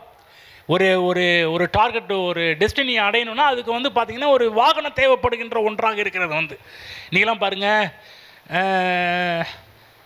கிட்டத்தட்ட இங்கேருந்து 1 மணி நேரத்தில் பார்த்திங்கன்னா சில கார்லாம் பார்த்திங்கன்னா 1 மணி நேரத்தில் 45 நிமிஷத்துக்குள்ளே பார்த்திங்கன்னா ஒரு 60-70 கிலோமீட்டர் தாண்டிடுது இல்லைங்களா? ஆனால் ஃப்ளைட்லாம் எடுத்திங்கன்னா 1 மணி நேரத்தில் 500 மைல் ஃபாஸ்ட்டாக போகுதுன்றாங்க. அதுக்கு மேலேயே போகுதுன்றாங்க. நான் குறைந்தபட்ச ஃப்ளைட் வேகத்தை சொல்கிறேன், 500 மைல் வேகத்தை போகுதான், தாண்டிடுதான். 1 மணி நேரத்தில் அவ்வளோ தாண்டிடுது, 500 மைலே தாண்டிடுது. வந்து அவ்வளோ ஃபாஸ்ட்டாக போகக்கூடியதாக இருக்குது. அப்போ நல்லா கவனிக்கிறோம், உங்களுடைய லக்கை அடையக்கூடிய வாகனத்தை கர்த்தர் வச்சிருக்கிறார். உங்கள் டார்கெட்டை அடையக்கூடிய வாகனத்தை கர்த்தர் வச்சிருக்கிறாரு. உங்கள் லட்சியங்களை அடையக்கூடிய வாகனத்தை கர்த்தர் வச்சிருக்கிறாரு. நான் சொல்கிற விதை மட்டும் இல்லை என்றால் உங்களுடைய இடங்களை நீங்கள் அடைய முடியாது. நீ எங்கேயாவது போய் சேர வேண்டுமா, இந்த இடத்துக்கு போகணுமா, அந்த இடத்துக்கு போக வேண்டுமா, அந்த இடத்துக்கு உங்களை அழகாக கொண்டு போகக்கூடிய அற்புதமான ஒரு வாகனம் என்னவென்றால் விதை தான். விதை மட்டும் இல்லைன்னா நீங்கள் எந்த இடத்துக்கும் நீங்கள் செல்வது என்பது ரொம்ப கடினம். விதை மட்டும் இருந்து பாருங்கள், எவ்வளோ தூரம் வேணாலும் நீங்கள் போயிட்டே இருக்கலாம். எவ்வளோ ஆவிக்குரிய வாழ்விலே எவ்வளோ தூரம் போகணுமோ அவ்வளோ தூரம் போகலாம். எல்லா காரியத்தையும் விதையாக நீங்கள் பார்க்க ஆரம்பித்தால். 35 உங்கள் எதிர்காலத்தை தீர்மானிக்கக்கூடிய சக்தி, செல்வாக்கு அல்லது அதிகாரம் விதைக்கு மட்டுமே கொடுக்கப்பட்டிருக்கிறது. கவனிச்சிங்களா? திரும்ப சொல்கிறேன், உங்கள் எதிர்காலத்தை நீங்கள் எப்படி இருக்க போகிறீங்க தீர்மானிக்கக்கூடிய சக்தி யார்கிட்ட இருக்குது? விதைகிட்ட இருக்குது. நல்லா கவனிக்கணும், உங்கள் பக்கத்து வீட்டுக்காரன்ட்ட கிடையாது. நீங்கள் எப்படி இருக்க போகிறீங்க, என்ன மாதிரி இருக்க போகிறீங்க, எப்படி வர போகிறீங்க. திரும்ப சொல்கிறேன், உங்கள் பக்கத்து வீட்டுக்காரனுக்கோ அல்லது உங்கள் மாமாவுக்கோ உங்கள் அத்தைக்கோ உங்கள் சித்திக்கோ உங்கள் சித்தப்பாவுக்கோ கொடுக்கல. அவங்க உங்கள் வாழ்க்கை டிசைன் பண்ண முடியாது. உங்கள் விதையை வச்சு நீங்கள் தான் டிசைன் பண்ணணும் உங்கள் வாழ்க்கையை. ஆமென். புரியுதுங்களா? நிறைய பேர் பாருங்கள், அவங்க உறவினர்கள் நம்பிட்டு இருக்கிறாங்க. எங்கள் எதிர்காலத்தை இவங்க வடிவமைச்சிருக்காங்க, எப்படியும் எங்கள் மாமா இருக்கிறாங்க, எப்படியும் எங்கள் அத்தை இருப்பாங்க, இவங்க எப்படி எங்கள் எதிர்காலத்தை காப்பாற்றிடுவாங்க. கடைசியில் பார்த்தீங்கன்னா அவங்க தான் ஃபஸ்ட்டு வேட்டாக இருப்பாங்க. நமக்கு வந்து நினச்சிட்டு இருக்கீங்களா? யாராவது உங்களை காப்பாற்றுவான்னு நினச்சிட்டு இருக்கிறீங்களா? பக்கத்து சொல்லுங்கள், எண்ணத்தை கொஞ்சம் மாற்றிக்கிங்க. பக்கத்து சொல்லுங்க, எண்ணத்தை மாற்றிக்கிங்க. கேட்கலையா? சத்தம் கேட்கலையா? சொல்லுங்கள், உங்கள் எண்ணத்தை நீங்கள் மாற்றிக்கிங்க. என்ன சொன்ன? நீ யாரையாவது நம்பிட்டு இருந்தீங்கன்னா உங்கள் உடனே தூக்கி போட்டுருங்க. உங்கள் எதிர்காலத்தை தீர்மானிக்கக்கூடிய சக்தியை கடவுள் வேறு யார்ட்டையும் கொடுக்கல. கர்த்தர் உங்கள்ட்ட தான் கொடுத்து, உங்கள் விதை என்ற வடிவில் கர்த்தர் உங்கள்கிட்ட கொடுத்துருக்கிறார். சில பேர்லாம் இவங்க இருக்கிறாங்க, நல்லா பாருங்கள், என்னுடைய சின்ன வயசில் கற்றுக்கிட்ட காரியங்கள் இதெல்லாமே. இவங்க இருக்கிறாங்க, என்னை முன்னுக்கு கொண்டு வந்துடுவாங்க. அவங்க இருக்கிறாங்க, என்னை முன்னுக்கு கொண்டு வந்துடுவாங்க. இவங்க இருக்கிறாங்க, என்னை வாழ வச்சுருவாங்க. அவங்க இருக்கிறாங்க, என்னை வாழ வச்சுருவாங்க. என் வாழ்க்கையில் கண்டுபிடிச்சேன், என்னை வாழ வைக்கிறது கர்த்தர் மட்டும்தான் என்பதை கண்டுபிடிச்சேன். யாரும் கிடையாது. இது ஸ்டில் இன்னைக்கு வரணும்னு சொல்கிறேன். என்னை வாழ வைக்கிறது கர்த்தர், என்னை நடத்துறது கர்த்தர், என்னை போஷிக்கிறது கர்த்தர். உங்கள் எண்ணங்களை மாற்றிக்குங்க. புரியுதுங்களா? யாராவது கவலை இல்லைங்க, இவங்க இருக்கிறாங்க, இன்னும் சூப்பராக கொண்டு போயிடுவாங்க, எதிர்காலத்தை குறித்து கவலையே இல்லைங்க. இவங்க இருக்கிற சில பேரும் அப்படியே சொல்லுவாங்க, இவங்க இருக்கிறோன்னு எனக்கு கவலையே இல்லைங்க. நல்ல கவனமாக கேளுங்க. பக்கத்தில் சொல்லுங்க, யாரையும் நம்பாதீங்க. புரியுதா? இவங்க இருக்கிறாங்க, கவலையே இல்லை நீங்கள் நினைக்கிறீங்களா? அன்னைக்கு தான் அங்கே தான் பெரிய பிரச்சனை, பிளவே உண்டாக ஆரம்பிக்கும். அங்கே தான் பிரச்சனையை உண்டாக ஆரம்பிக்கும். உங்கள் எதிர்காலத்தை நிர்ணயிக்கக்கூடிய, தீர்மானிக்கக்கூடிய செல்வாக்குள்ள அதிகாரம் எங்கே இருக்குதுன்னா கடவுள் உங்கள் கையில் கொடுத்த விதைக்கு இருக்குது. ஆமென். 36 உங்கள் விதை உங்கள் பயத்தையும் பேராசையும் அவிசுவாசத்தையும் ஒடுக்கும் ஆயுதமாக இருக்கிறது. கவனிச்சிங்களா? உங்கள் விதை மட்டும்தான். நீங்கள் எதை குறித்து பயந்து கொண்டிருக்கிறீர்கள், இதை குறித்து அவிசுவாசம் உள்ளவர்கள், அந்த அவிசுவாசம், பயம், பேராசை எல்லாவற்றையும் அழிக்கக்கூடிய, ஒடுக்கக்கூடிய ஒரு ஆயுதமாக இருக்குது. அன்றைக்கு நேரத்தில் நம்முடைய வாழ்க்கையில் பாருங்கள், பயம் மேலோங்கிருது. வாழ்க்கை குறித்து, எதிர்காலத்தை குறித்து, பிள்ளைகளை குறித்து, குடும்பத்தை குறித்து நீங்கள் எதெல்லாம் உங்கள் வாழ்க்கையில் சில காரணம் பெரிய அளவு பயத்தை உண்டாக்கி வச்சுருக்கோம். ஆனால் அந்த பயத்தை அழிக்கக்கூடிய சக்தி ஒன்று இருக்குது, உங்களுக்குள்ளாக தேவன் வைத்திருக்கிற விதைக்கு இருக்கின்றது. அவிசுவாசத்தை ஒடுக்கக்கூடிய சக்தி விதைக்கு இருக்கின்றது. ஆமென். சில பேர் பார்த்தீங்கன்னா சில விதையை வந்து இது கொடுத்துட்டா என்ன பண்ணுறது அப்படின்னு வாங்க. கொடுத்து பாருங்க. அந்த அம்மாவை பார்த்து எலியா சொன்னார், பயப்படாதே. அந்த அம்மா பார்த்து பயப்படாதே. நான் சொல்ல உங்களை பார்த்து சொல்கிறேன், பயப்படாதீர்கள். கொடுத்துட்டா எல்லாம் போச்சுன்னு கிடையாது. யார் சொன்னால் கொடுத்துட்டா எல்லாம் போச்சுன்னு? விதைச்சி பாருங்க, நிறைய அறுவடை நீங்கள் பார்க்க ஆரம்பிப்பீர்கள். ஆமென். தேவன் பேரில் வைக்கக்கூடிய விசுவாசத்தை வைக்கக்கூடிய ஒன்றாக தான் இந்த விதை இருக்கின்றது. கொடுத்துட்டு கடவுளை எதிர்பார்க்க முடியும், கொடுத்துட்டு கர்த்தரை நம்ப முடியும். லெசர் சாமுரால்னு ஒரு பிரசங்கியார் இருக்கிறார், அற்புதமான ஒரு பிரசங்கியார். ஆவி உலகத்தை குறித்து நிறைய பிரசங்கம் பண்ணக்கூடியவர். பல விஷயங்கள்லாம் அந்த லெசர் சாமுரால் புஸ்தகத்தை படித்து நான் தெரிஞ்சுக்கிட்டேன் பாருங்கள். பல விஷயத்தில் ரொம்ப அவர் சொல்கிற அந்த ஆவிக்குரிய உலகத்தில் சொல்கிற சில விஷயத்தெல்லாம் பார்த்தாலே உங்களுக்கே சிலது த்ரில்லிங்காக இருக்கும். ஹரர் மூவி மாதிரி சிலதில் இவர் சொல்கிற விஷயங்கள்லாம் பார்த்தீங்கன்னா ஒரு ஹரர் மாதிரியே போக ஆரம்பிச்சிடும். பயங்கரமாக இருக்கும், த்ரில்லிங்காக இருக்கும். அவர் புஸ்தகத்தில் சொல்லப்படுற சில சம்பவங்கள் உண்மை, இதெல்லாம் அவர் சொல்கிறதெல்லாம் உண்மையான சம்பவங்கள்லாம் சொல்லுவார் வந்து. இப்போ நான் உங்களுக்கு சொன்னேன்னா அந்த எண்ணம் உங்கள் மைண்டுக்கு வந்துடும். சில பேர் வீட்டில் போனால் அதெல்லாம் சொல்கிறது கிடையாது. சரி, இவர் ஒரு காரியம் சொல்கிறாரு பாருங்க. இந்த விஷயத்தை, இந்த விதையை பற்றி சொல்லும்போது இவர் ஒரு அழகான இந்த வரங்கள், இந்த கனிகள் இதில் பற்றி லெசர் சாமுரால் ரொம்ப அருமையாக எழுதியிருக்கிறார். பல காரியத்தை வந்து ஆவிக்குரிய உலகத்தில் உள்ளே போய் பல விஷயத்தெல்லாம் எழுதியிருக்கிறார். அவரும் உள்ளே போயிருக்கிறாரு. மிகப்பெரிய பெரிய மராக்கெல்லாம் இந்த லெசர் சாமுரால் மூலமாக ஒரு காலகட்டத்தில், சபையின் காலகட்டத்தில் மிகப்பெரிய அளவு பேசப்பட்டது, மிகப்பெரிய அளவுக்கு நிரூபிக்கப்பட்ட ஒரு உண்மைகள் இவைகள் எல்லாமே. ஒருவேளை அப்படிப்பட்ட புஸ்தகம் உங்களுக்கு கிடைக்கும் என்றால் வாங்கி படித்து பாருங்கள். லெசர் சாமுரால் என்று சொல்லக்கூடியவர் வந்து. ஓகே, இவர் பார்த்தீங்கன்னா அவர் சொல்கிறாரு, என்ன சொல்கிறாருன்னா, இந்த பயத்தையும் அவிசுவாசத்தையும் பேராசையும் உண்டு பண்ணக்கூடிய சில காரியங்கள் பார்த்தீங்கன்னா உங்கள் வாழ்க்கையில் வரும்போது அவர் சொல்கிறாரு, நீ அவைகளை எதிர்த்து போராடுவதற்காகவே கொடு அப்படின்றார். கொடுக்கும்போது பார்த்தீங்கன்னா என்ன, நம்மளுக்குள்ள பயம் வரும். என்ன பயம் வரும்? இதை கொடுத்துட்டா என்ன பண்ணுறது, அடுத்த வேலை சாப்பாட்டுக்கு என்ன பண்ணுறது, இதை கொடுத்துட்டா அடுத்தது இந்த மாதம் எப்படி ஓட்டுறது, நம்ம யார், நம்ம ஓரல் ராபர்ட்ஸ் மாதிரி தான். ஐயோ $55 போட்டுட்டியா, அந்த அம்மா கேட்ட மாதிரி தான். போச்சு அவ்வளோதான். சில பயம் வரும், அவிசுவாசம் வரும். இந்த வாரத்தை எப்படி ஓட்ட போகிறோம். சில பேர்லாம் பாருங்கள், அந்த மாத சம்பளத்தையே கொண்டு வந்து போடுவாங்க. எப்படி நடத்த போகிறோம். சிலத்தில் அவங்கள ஆதாரம்னு நம்பிட்டு இருக்கிற காரியத்தை கொண்டு வந்து போடுவாங்க பாருங்கள். சில இடத்துல போட்டோடனே வீட்டில் போனால் ஒரு பெரிய ஒரு த்ரில்லிங் இருக்கும், பெரிய ஒரு போராட்டம் வரும். என்ன பண்ணுறது பாருங்கள். ரிங்கு, கல்யாண ரிங்கு இருந்துச்சு, கொடுத்தேன் பாருங்கள். எவ்வளோ பெரிய போராட்டத்தை சந்தித்தேன் தெரியுங்களா. ரிங்கை கொடுத்த போது பல காரியங்கள், பல போராட்டங்கள். சில இடத்துல பாருங்கள் வரும், விதைச்ச பிற்பாடு பாரு பல போராட்டம் வரும். ஆனால் நான் விதைச்ச பிற்பாடு பல காரியத்தில் அறுக்க ஆரம்பித்த பிற்பாடு. ஆனால் என்னென்னா, அப்போ விதைக்கும் போது சில போராட்டம் வரும் இல்லைங்களா, பயம் வரும், அவிசுவாசம் வரும். என்ன பண்ணுறது, ஏது பண்ணுறதுன்ற ஒரு காரியம் சொல்கிற லெசர் சாம்ராஜ் சொல்கிறாரு. அதை நீ எதிர்த்து போராடுவதற்காகவே கொடு அப்படின்றார். கொடுக்காதே என்ற அந்த எண்ணம் சொல்லும் பாரு, அந்த எண்ணத்தை டிஸ்ட்ராய், அந்த எண்ணத்தை தோற்கடிப்பதற்காக கொடு அப்படின்றார். அந்த எண்ணம் சொல்லும், நீ கொடுத்துட்டா அவ்வளோதான், நீ கொடுத்துட்டா அவ்வளோதான், உனக்கு இல்லாமல் போயிடும், இந்த வாரம் அவ்வளோதான் போண்டி ஆயிரும், இந்த வாரம் காலி ஆயிரும், இந்த வாரம் நீ கையேந்திர நிலைமை தான் உருவாகும்னு சொல்லி ஒரு எண்ணம் பேசும். அவர் சொல்கிறாரு, அந்த எண்ணத்தை தோற்கடிப்பதற்காகவே, அந்த எண்ணத்தை சாகடிப்பதற்காகவே கொடுத்து பாரு அப்படின்றார். ஆமென்.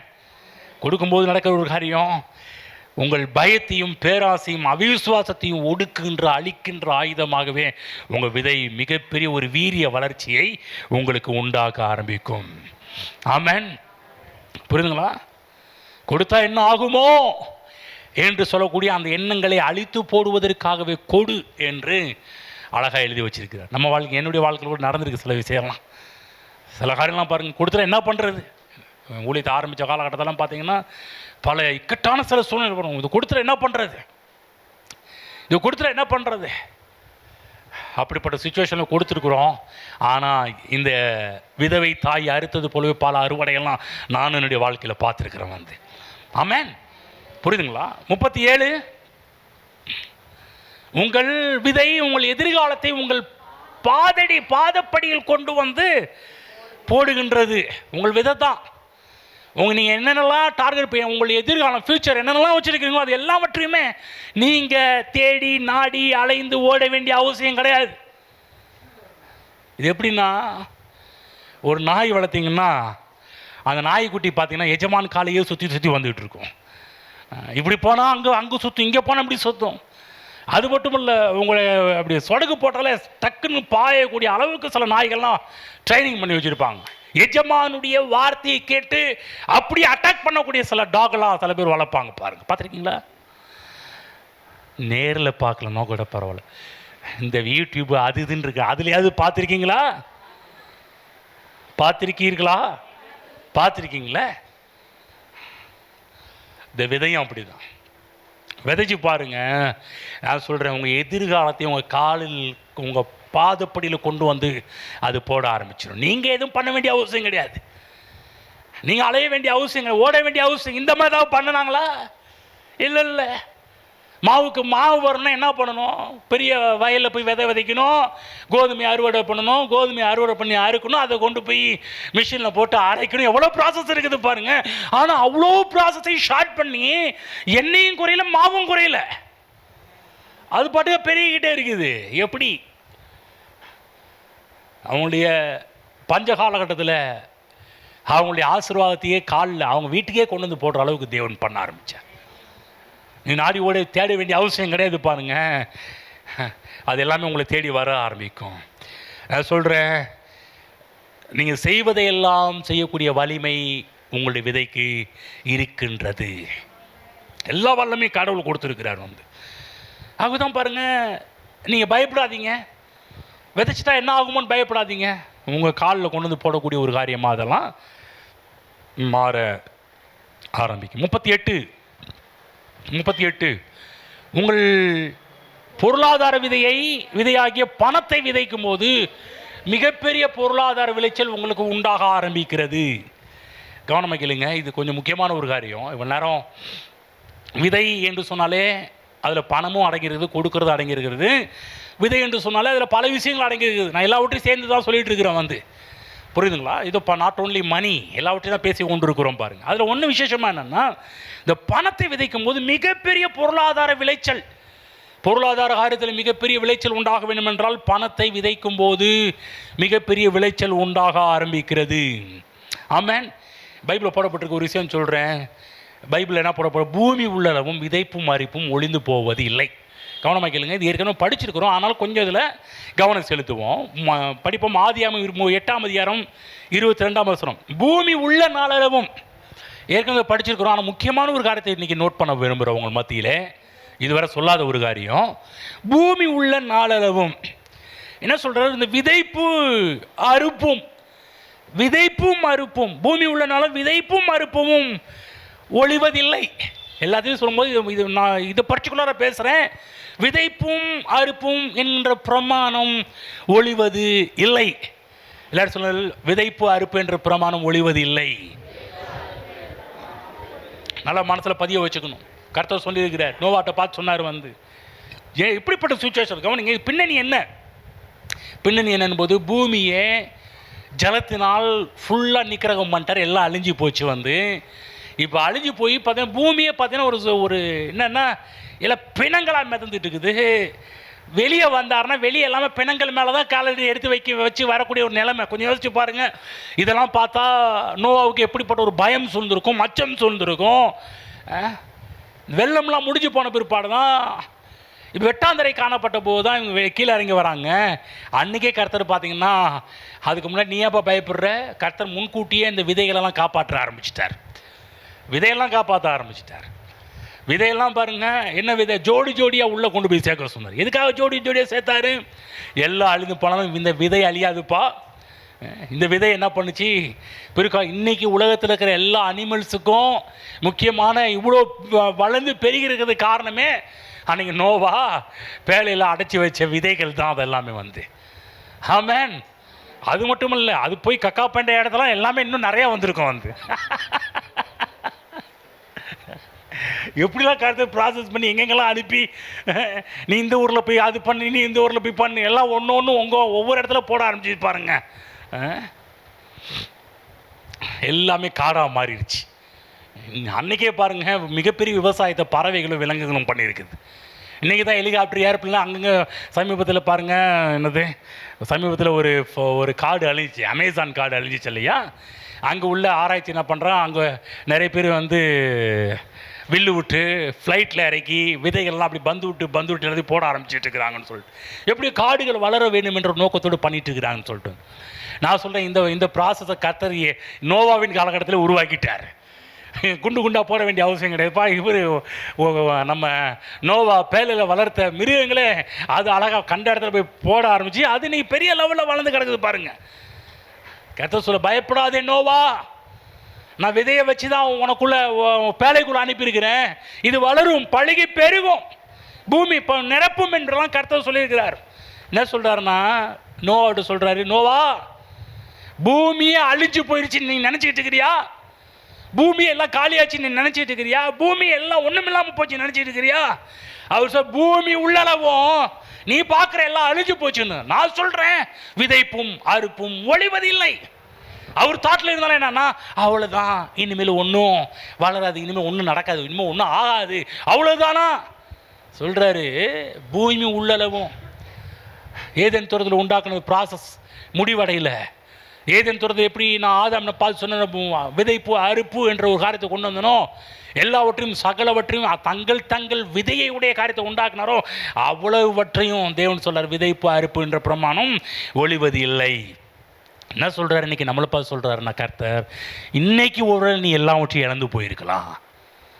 ஹலோ, நோவாவின் காலகட்டத்திலே முழு பூமியே நிக்கிரகம் பண்ணப்பட்டது, வாஷ் அவுட் பண்ணப்பட்டது போல இருந்துச்சு. வந்து அதே போல் உங்கள் வாழ்க்கையிலையும் எல்லாம் போச்சா? அவ்வளோதானா? எல்லாம் ஒன்றுமில்லாமல் போயிடுச்சா? எல்லாம் காலியாக போச்சா? நோவாவின் காலத்தில் கர்த்தர் என்ன சொன்னாரோ அதை தான் உங்களுக்கு சொல்கிறேன். யார் சொன்னால் காலியாக போச்சுன்னு? யார் சொன்னால் ஒன்றும் இல்லை? யார் சொன்னால் அவ்வளவுதான் சொல்கிறீங்களா? கிடையாது. விதைப்பும் அறுப்பும் ஒளிந்து போவது இல்லை. ஆமென். பூமி உள்ளளவும் இந்த பிரமாணம் அழிவது கிடையாது. மனதில் நிறுத்தி கொள்ள வேண்டும். இதெல்லாம் அப்படியே காலாகாலம் மனதில் கொண்டு போய் பார்த்துக்கிட்டே இருக்கணும் பாருங்க. அப்போ விதைத்து அறுத்தால் இந்த பூமியே செழிக்கும் என்று சொல்கிறார். நீ விதைச்சிட்டு பாரு, மிகப்பெரிய அறுவடை உண்டாக ஆரம்பிக்கும், அதன் மூலமாக பூமியை செழிக்க ஆரம்பிக்கும். அப்போ என்னன்னா, உங்களுக்குள்ளே ஒன்றுமே இல்லைன்னா கூட பரவாயில்ல. இப்போ பணம் இல்லை, பணத்தை விதைச்சா பணத்தை அறுவடை பண்ணலாம். ஒன்றுமே இல்லைன்னா கூட பரவாயில்ல. உங்கள் விசுவாசத்தை விதைத்து பாருங்கள். ஆமென். கடவுள் மேலே விசுவாசம் வச்சு பாருங்க, அவரை நம்பி பாருங்க. நான் சொல்கிறேன், இப்போ ஒன்றுமே இல்லாமல் இருக்கலாம், ஜீரோ எம்டி எல்லாம். சில பேர் இப்படியே காமிப்பாங்க, பாக்கெட்டே பாருங்க ஒன்றுமே இல்லை, இப்படி பாக்கெட்டு திருப்பி காமிப்பாங்க. சில பேர்லாம் பார்த்துருக்கீங்களா? ஆனால் அந்த பாக்கெட்டை திருப்பிக்காங்க, உள்ளே நிறையா வச்சுருப்பாங்க. இப்போ சில பேர்கிட்ட டாவடிக்கிறதா என்ன பண்ணுவாங்க, ஒன்றுமே இல்லைன்னு வாங்க. நான் அந்த மாதிரி ஆட்களை பற்றி சொல்லலை, உள்ளே வச்சுட்டு வெளியே பாக்கெட்டை அந்த ஆளை பற்றி சொல்லலை. சில பேர்லாம் உண்மையிலேயே சில பேருக்கு எம்டியாக இருக்கும், காலியாக இருக்கும். கவலைப்படாதீங்க, பணத்தை விதைக்கக்கூடிய அளவு பணம் இல்லாமல் இருக்கலாம், பரவாயில்ல, விசுவாசத்தை விதையுங்கள். தேவனுடைய வார்த்தை விசுவாசம். என் தேவன் நல்லவர், என் கர்த்தர் நல்லவர், எல்லா சூழ்நிலையிலும் கர்த்தர் நல்லவர். காற்றின் மத்தியிலும் புயலின் மத்தியிலும் கர்த்தர் நல்லவர், வல்லவர், பெரிய காரியத்தை செய்வார் என்று சொல்லி விசுவாசத்தை விதைச்சு பாருங்க. நான் சொல்றது விசுவாசம் கூட மிகப்பெரிய விதையாக வளரும். ஆமென். நான் கூட சேலம் பண்ணது ஒரு ஒன்றும் இல்லாதவனாக தான் வந்தேன். ஆனால் எனக்குள்ளே ஒன்றும் இல்லைன்னா கூட பரவாயில்லைங்க, எனக்குள்ளே தேவனுடைய வார்த்தை இருந்துச்சு. வந்து அதை இரவும் பகலாக விதைக்க ஆரம்பித்தேன், உள்ளத்தில் வைக்க ஆரம்பித்தேன், அது தியானிக்க ஆரம்பித்தேன், அது பேச ஆரம்பித்தேன். இந்த அளவுக்கு என்னை கொண்டு வந்து நிப்பாட்டி இருக்குதுன்னா, ஒன்றுமே இல்லாத காலகட்டத்தில் வசனத்தை விதைக்க கற்றுக்கொண்டேன். நான் சொல்கிறேன், இன்றைக்கி ஒன்றுமே இல்லையா, பணம்ன்ற ஒரு இதில் ஒன்றுமே இல்லையா, பரவாயில்லைங்க. உங்கள் வாழ்க்கையில் விசுவாசத்தை வளர்க்கக்கூடிய ஒன்று உங்களிடத்தில் இருக்கிறது. விதைத்து பாருங்கள், மிகப்பெரிய அறுவடை உண்டாவதை நீங்கள் பார்க்க ஆரம்பிப்பீர்கள். ஆமென். சொல்றது புரியுதுங்களா? நீ சொல்கிறேன், இந்தியாவுக்கும் மிகப்பெரிய தேவையான ஒன்று என்னன்னா இந்த பணம் தான். ஆமென். இப்போ பணம் உங்கள் கையில் இல்லாமல் இருக்கலாம். நல்லா கவனமாக கேளுங்க தேவ பிள்ளைகளே, ஒன்றுமே இல்லைன்னு ஃபீல் பண்ணிட்டு இருக்காதீங்க. உங்கள் உள்ளத்தில் விசுவாசத்தை கொண்டு போய் விதையுங்கள். ஆமென். பணம் இருக்கிறோம், பணத்தை விதைங்க. நான் சொல்கிறேன், ஒன்றுமே இல்லையா, ஜீரோவா, எம்டியா, அவங்கள பார்த்து சொல்கிறேன், வசனத்தை கொண்டு போய் உள்ளத்தில் விதைத்து பாருங்கள், மிகப்பெரிய அறுவடை உண்டாகும் என்பதை உங்கள் மனதில் நான் பதித்து கொள்ள நான் விருப்பப்படுகின்றேன். புரியுதுங்களா? அதுதான் பாருங்கள், அந்த நாட்களில் நோவாவை பார்த்து சொன்ன அதே தேவன் இன்றைக்கு நம்மளை பார்த்து சொல்கிறாரு, பூமி இன்னும் அழியலப்பா. ஹலோ, பூமி இன்னும் அழிஞ்சு போச்சா? எங்கே உட்காந்துருக்கிறீங்க? நோவாவை பார்த்து சொன்ன பூமி உள்ளளவும், பூமி அழிஞ்சு போச்சா, பூமி ஒழிஞ்சு போச்சா? பூமி இருக்குல்ல. அதே போல தான் விதைப்பு அறுப்பும் அழியவில்லை. பூமி இருந்தது உண்மை என்றால், அடுத்து ஒன்று சொல்கிறேன், விதைப்பு அறுப்பும் என்பதும் உண்மை, அது ஒழியவில்லை. ஆமென். ஒன்றும் இல்லையா, அவ்வளோதான் நினச்சிட்டு இருக்கிறீங்களா? நோவாவை பார்த்து சொன்ன தேவன் இன்னைக்கு உங்களை பார்த்து சொல்கிறார், ஒழிவதில்லை, நீ பழுகி பெருகு. அடுத்த லைனில் சொல்கிறார், இப்போ அடுத்த அந்த 9ஆம் அதிகாரம் 1 வசனம் சொல்கிறார், பின்பு தேவன் நோவாவையும் அவன் குமாரரையும் ஆசீர்வதித்து நீங்கள் பழுகி பெருகி பூமியை நிரப்புங்கள். உங்களை பற்றிய அச்சமும் பயமும் பூமியில் சகல மிருகங்களுக்கும் ஆகாயத்துள்ள சகல பறவைகளுக்கு உண்டாயிருக்கும். பூமியில் நடமாடுகிற யாவும் சமுத்திரத்தின் மச்சங்கள் யாவும் உங்களுக்கு கையளிக்கப்பட்டன.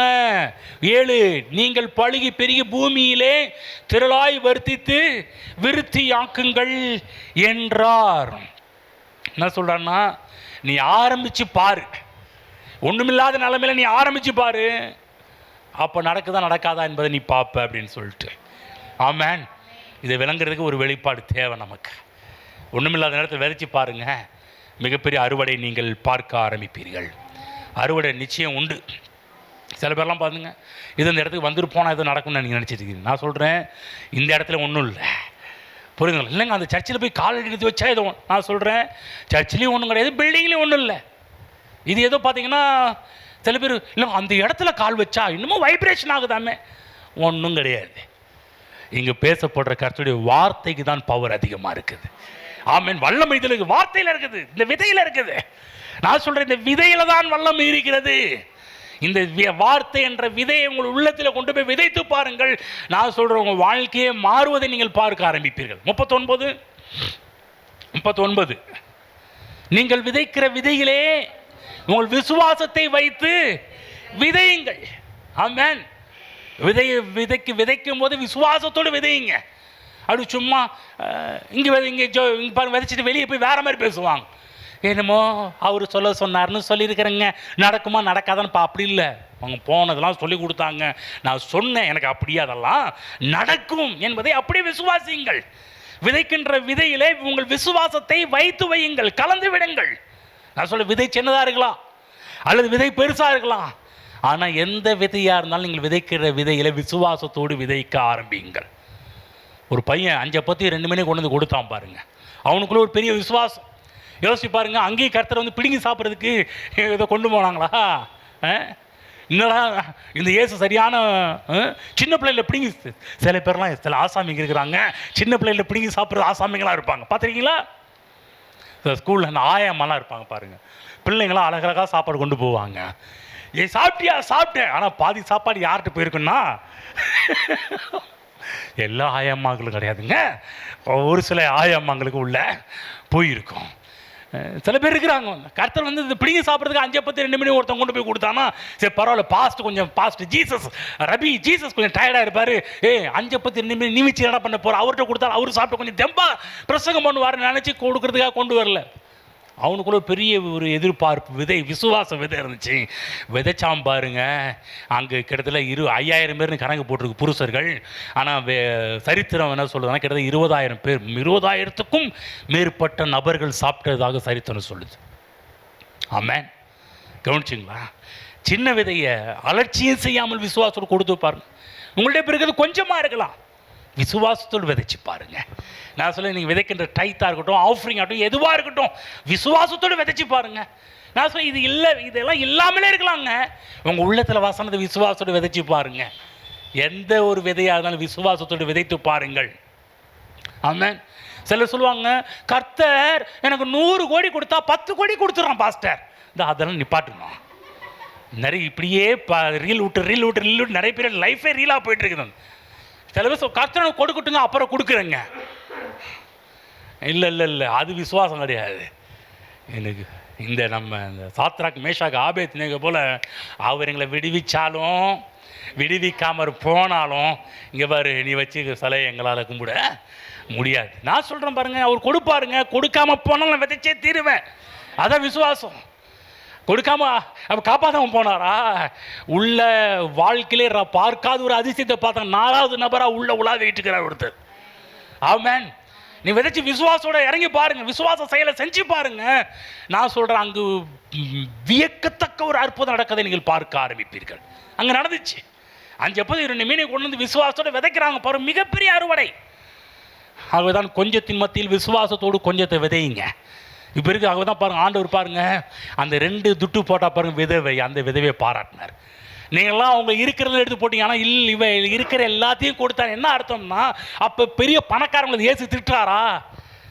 கிடையாது. நீங்கள்லாம் கொடுத்தீங்க, விசுவாசம் இல்லாமல் கொடுத்தீங்கயா. ஆனால் இவ கொடுத்தா விசுவாசத்தோடு எல்லாத்தையும் போட ஆரம்பித்தான். நான் சொல்ல, பணக்காரங்க கூட விசுவாசத்தோடு எல்லாத்தையும் கொடுத்து பாருங்க. யாராக இருந்தாலும் உங்கள் விதையை விசுவாசத்தோடு விதைத்து பாருங்கள், மிகப்பெரிய அறுவடை நீங்கள் உங்களுடைய காரியத்தில் நீங்கள் பார்க்க ஆரம்பிப்பீர்கள். ஆமென். சொல்லுங்க, புரியுதுங்களா? பைபிள் ஒரு வசனம் போடப்பட்டிருக்கு பாருங்கள், நீதிமொழிகள் 18ஆம் அதிகாரம் 19, 20 வசனங்கள். நீதிமொழிகள் 18, 20, 21 படிப்போம். வாயின் பலனால் வயிறு நிரம்பும். உங்கள் வயிறு நிரம்பணும்னா வாயின் பலன். அப்புறம்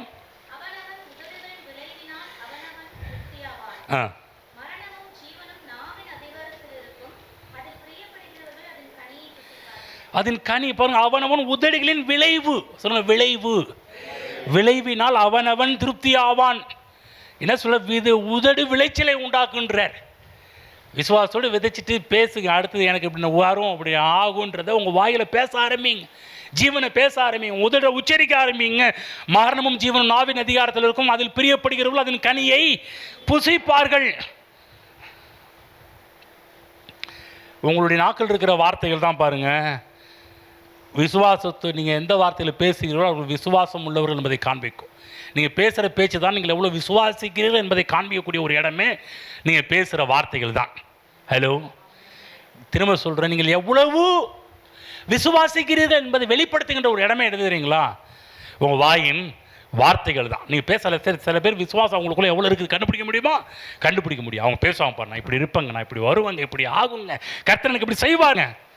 அது மட்டும் அல்ல, இன்னொரு காரியம் சொல்கிறேன், உங்களுக்குள்ள பார்த்தீங்கன்னா எதை அதிகமாக பேசுகிறீர்களோ அதுதான் உங்கள் உள்ளத்தின் எதிர்பார்ப்பு. புரியுதா? நீங்கள் என்னத்தை எதிர்பார்க்குறீங்கன்னு நான் தீர்க்கதரிசனம் சொல்ல முடியுங்களா? ஹலோ, ஒருத்தர் உங்களுக்கு ஒரு ட்ரிக்ஸு கற்றுக் கொடுக்குற உண்மையை இதெல்லாம் பிரமாணம். ஒருத்தர் என்னத்தை எதிர்பார்க்கிறார்கள் என்பதை நீங்கள் கண்டுபிடிக்க முடியுமா? எதை பற்றி ஒருத்தர் அதிகமாக பேசியிருக்கிறாங்களோ அதுதான் அவங்க எதிர்பார்க்குறாங்கன்னு அர்த்தம். ஹலோ, புரியுதா? புரியலையா? புரிஞ்சிச்சா புரியலையா? என்ன புரிஞ்சிச்சு? என்ன புரிஞ்சிச்சு? ஒருத்தங்க என்ன எதிர்பார்க்குறாங்கன்றது எப்படி கண்டுபிடிக்க முடியும்னா, அதையே பொழுதானைக்கு பேசிக்கிட்டு இருப்பாங்க. பார்த்துருக்கீங்களா? அவங்க பார்க்குற ஆடும் பார்த்தீங்கன்னா அதுக்கு தகுந்த மாதிரி இருக்கும். அவங்க பார்க்குற அவங்க செல்ஃபோனை வாங்கி அவங்க என்ன பார்த்துருக்காங்க பார்த்தா ஒன்றும் இல்லை, நீங்கள் பேசுகிறத வச்சு நீங்கள் கண்டுபிடிச்சிடலாம். உங்கள் செல்ஃபோனை கொடுத்து நீங்கள் என்ன வீடியோ பார்த்துருக்கிறீங்கன்றத வச்சு கண்டுபிடிச்சாலே எப்போது பாருங்கள், யூடியூப்பாக இருக்கட்டும், ஃபேஸ்புக்காக இருக்கட்டும், ஷார்ட்ஸாக இருக்கட்டும், நீங்கள் என்னத்தை பார்க்குறீங்களோ அதுக்கு ரிலேட்டடாக எல்லாத்தையும் அவனே கொண்டு வந்து விட்டுருவான். ஹலோ, பார்த்துருக்கீங்களா? ஷேர் மார்க்கெட்டை பற்றி நீங்கள் பார்க்க ஆரம்பிச்சு அடுத்த வர எல்லா லிங்க்கும் பார்த்தீங்கன்னா அதான் அனுப்புவாங்க வந்து. நான் இதெல்லாம் ஓப்பன் இதெல்லாம் வரவே இல்லையே. சமையல் குறிப்பு பார்க்குறீங்களா? நீங்கள் சமையல் குறிப்பு வந்து பிரெட் அல்வா எப்படி பண்ண நீங்கள் பார்த்தீங்கன்னா அடுத்து கீழே அப்படியே போடுவான் வந்து, இந்த பிரெட் அல்வா எப்படி பண்ணலாம், அந்த இதை நான் ஓப்பன் பண்ணவே இல்லையே, அது எப்படி வந்துச்சு பார்த்தீங்களா? ஹலோ, உங்கள் எதிர்பார்ப்பை கண்டுபிடிக்க முடியுமா? யார்கிட்டையும் தீர்க்க தரிசனை கேட்க வேண்டிய அவசியம் கிடையாது. உங்கள் வாயே காட்டி கொடுக்கும். நீங்கள் எதை குறித்து அதிகமாக பேசி கொண்டிருக்கிறீர்களோ அதுதான் உங்களுடைய எதிர்பார்ப்பாக இருக்கிறது. புரியுதா? இப்போ கண்டுபிடிச்சிடலாம். உங்கள் எதிர்பார்ப்பை கண்டுபிடிக்க முடியுமா? நான் கேட்குறேன், உங்கள் எதிர்பார்ப்பை கண்டுபிடிக்க முடியுமா? நீங்கள் என்ன எதிர்பார்க்கிறீர்கள் என்பதை நானும் சொல்ல முடியும், உங்களாலையும் சொல்ல முடியுமா? முடியும். எப்படி? ஒன்றும் இல்லை, அந்த நாள் ஃபுல்லாக நீங்கள் எதை அதிகமாக பேசணும் அதுதான் உங்கள் எதிர்பார்ப்பு. ஹலோ, இதுக்கு ஒரு தீர்க்கதரிசியை தேடி ஓட வேண்டிய அவசியம் கிடையாது. உங்கள் வாயை பெரிய தீர்க்கதரிசி. கொஞ்சம் கால்குலேட் பண்ணாலே போதும், எதை அதிகமாக பேசுறீங்க அதுதான். சார் பாருங்கள், வேலையை கரிச்சு குட்டிகிட்டே இருப்பாங்க, திட்டிகிட்டே இருப்பாங்க வந்து. அப்போ தெரியும் அவங்க எதிர்பார்ப்பு வேலையில் இல்லை. ஆனால் சில பேர் பாருங்கள் அந்த வேலையை பாராட்டுவாங்க. இல்லைங்க, கர்த்தர் இருக்கிறாருங்க, கர்த்தர் பிராணம் கொடுப்பாருங்க, பேச ஆரம்பிப்பாங்க. அதே கொஞ்சம் பெருமையாக பேச ஆரம்பிப்பாங்க. அந்த வேலையில் சில பேர் வேலையில் எப்படி உயர் ப்ரொமோஷன், நான் சொல்லி எப்படி எந்த அளவுக்கு மேலே வந்தாங்கன்னா ஒன்றும் இல்லைங்க, அவங்க பேசுகிறேன் பேச்சு நான் கரிச்சு கொட்டாமல் அந்த வேலையை பாராட்டுன்னு நிமித்தமாக வந்த பெனிஃபிட் தான் வந்து. ஆமென். நீங்கள் பேசும்போதே உங்கள் எதிர்பார்ப்பை உருவாக்குகிறீர்கள். ஆமென். நானும் அநேக நேரத்தில் பாருங்கள், நான் யோசிச்சிருக்கிறேன், இதே பற்றி பேசுகிறேன் என்ன அர்த்தம்னா அது என்னுடைய எதிர்பார்ப்பாக இருக்கிறேன். ஆமாம், அது எழுந்தாலும் உட்காந்தாலும் நடந்தாலும் சில காரியம் அதே வந்துகிட்டு இருக்கிறேன்னு அர்த்தம் என்னுடைய எதிர்பார்ப்பு அதன் மேலே அதிகமாக இருக்குது. சில பேர்லாம் பாருங்கள், கல்யாணமே சில பேருக்கு பிடிக்காது. ஏன் பிடிக்காதுன்னா, கல்யாணம் பண்ணனவங்களாம் எல்லாரும் நல்லாவா இருக்கிறாங்க? எல்லா குடும்பத்தையும் கொஞ்சம் யோசிச்சு பாருங்க, எல்லா குடும்பமும் சண்டை சச்சரவோடு தான் இருந்துகிட்டு இருக்குது. அப்படிப்பட்ட ஆள் பார்த்தீங்கன்னா அவங்க எதிர்பார்ப்பு கல்யாணத்துக்கு சுத்தமாக இல்லைன்னு அர்த்தம். சில பேர்லாம் பாருங்க சொல்லுவாங்க பாருங்க, நாளைக்கு கல்யாணம் பண்ணி வச்சா கூட கல்யாணம் பண்ணிக்குவாங்க. பார்த்துருக்கீங்களா? ஹலோ, பார்த்துருக்கீங்களா? கேட்டிருக்கீங்களா? நான் கேட்டிருக்கிறேன். சில காரியத்தெல்லாம் சொல்ல ஆரம்பித்தாலும் உங்களுக்கு புரிய ஆரம்பிச்சிருப்பாருங்க வந்து. ஏன்னா அவங்க எதிர்பார்ப்பு என்ன இருக்குது. சில நேரத்தில் பாருங்கள், இந்த சின்ன பிள்ளைங்க அந்த கல்யாணத்தை பற்றி நம்ம டிஸ்டர்ப் பண்ணி அந்த வார்த்தையை மாற்றிட்டு வேற எதிர்பார்ப்பை கொண்டு வர வேண்டியதாக இருக்குது. இந்த நேரத்தில் பேசக்கூடிய வார்த்தை கிடையாது, எதிர்பார்ப்பு அதில் வைக்காத. எதிர்பார்ப்பை இந்த வயசில் எதில் வைக்கணுமோ அதில் கொண்டு போய் எதிர்பார்ப்பு வை. ஆமென். புரியுதுங்களா? முற்போக்கானது பேசுங்க. ஏன்னா நீங்கள் விதைக்கிற விதைகளை விசுவாசத்தை கலந்து விடுங்கள். விசுவாசத்தோட விதைங்க. நான் சொல்கிற எல்லா விதையும் மிகப்பெரிய வீரிய விரைச்சல் உண்டாக ஆரம்பிக்கும். அப்போ தரித்திரம் இல்லாமல் என்கின்ற காரியம்லாம் ஒன்றுமே இல்லாமல் போயிடும்.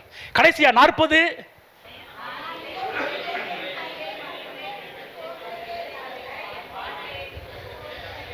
புரிஞ்சிச்சா புரியலையா?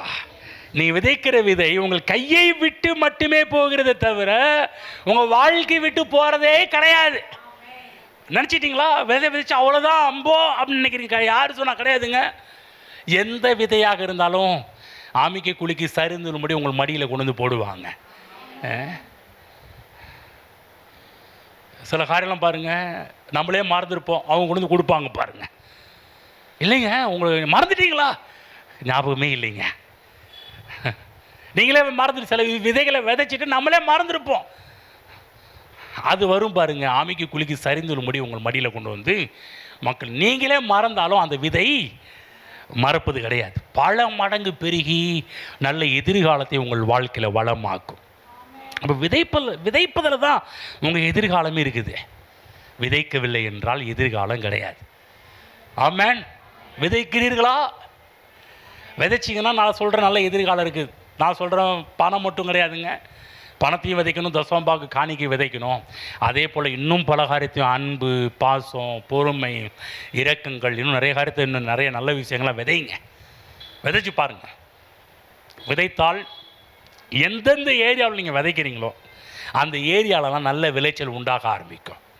படிப்பில் விதைக்கிறீங்களா? நான் சொல்ல படிப்பில் நல்ல ரிசல்ட் வரணுங்களா? நான் சொல்ல நல்லா விதைச்சி பாருங்கள். இப்போ கொஞ்சம் ஹார்டாக இருக்கும், விதைச்சி பாருங்கள். குடும்பத்தில் எப்போ பார்த்தாலும் பிரச்சனையா? குடும்பத்தில் கொஞ்சம் விதைச்சி பாருங்கள். வேலையில் எப்போ பார்த்தாலும் நஷ்டமாக நான் சொல்கிறேன். அதில் இருக்கிற காரியத்தை நல்லதை கொடுத்து இந்த காரியத்தை எதை விதைச்சா இந்த பிஸ்னஸ் நல்லாகும்னு பாருங்கள், அதை விதைச்சி பாருங்கள். நான் சொல்கிறேன் உங்கள் பிஸ்னஸில் அமோக விளைச்சலை பார்க்க ஆரம்பிப்பீர்கள். ஆமென். எழுந்திருப்போம். அடுத்த வாரத்தில் முக்கியமான ஒரு காரியத்தை டீல் பண்ண போகிறோம். எதிர்பார்ப்பை பற்றி போதிக்க போகிறேன். இதை பற்றி கொஞ்சம் நிறைய பேசலான்னு இருக்கிறேன். எதிர்பார்ப்பு ரொம்ப முக்கியம். அன்றைக்கு நேரத்தில் விதைச்சிட்டு எதிர்பார்க்காதீங்கன்னுவாங்க. ஆனால் அந்த எப்படி இந்த விதை பருப்பு இதை பற்றி பேச ஆரம்பித்தோமோ அடுத்த வாரத்தில் கொஞ்சம் எதிர்பார்ப்பை பற்றி நிறைய பேச போகிறோம். ஏன்னா தேவனிடத்தில் எதிர்பாருங்கள். மக்கள்கிட்ட எதிர்பார்க்காதீங்க, மனுஷன்கிட்ட எதிர்பார்க்காதீங்க. மனுஷன் மூலமாக தான் கர்த்தர் எல்லாவற்றையும் செய்வார்.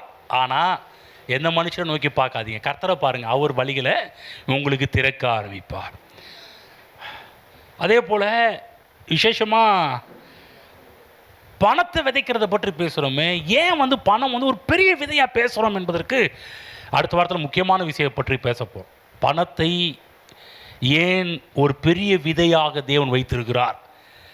மற்றதெல்லாம் விதை தான், ஆனால் பணம் பொருளாதார வாழ்விலே மிகப்பெரிய மாற்றத்தை கொண்டு பணத்தை ஏன் பெரிய விதையாக கர்த்தர் வச்சிருக்கிறார் என்பதை பற்றி அடுத்த வாரம் கொஞ்சம் சொல்லிட்டு எதிர்பார்ப்புகள் உள்ள போகலான் இருக்கிறவன்.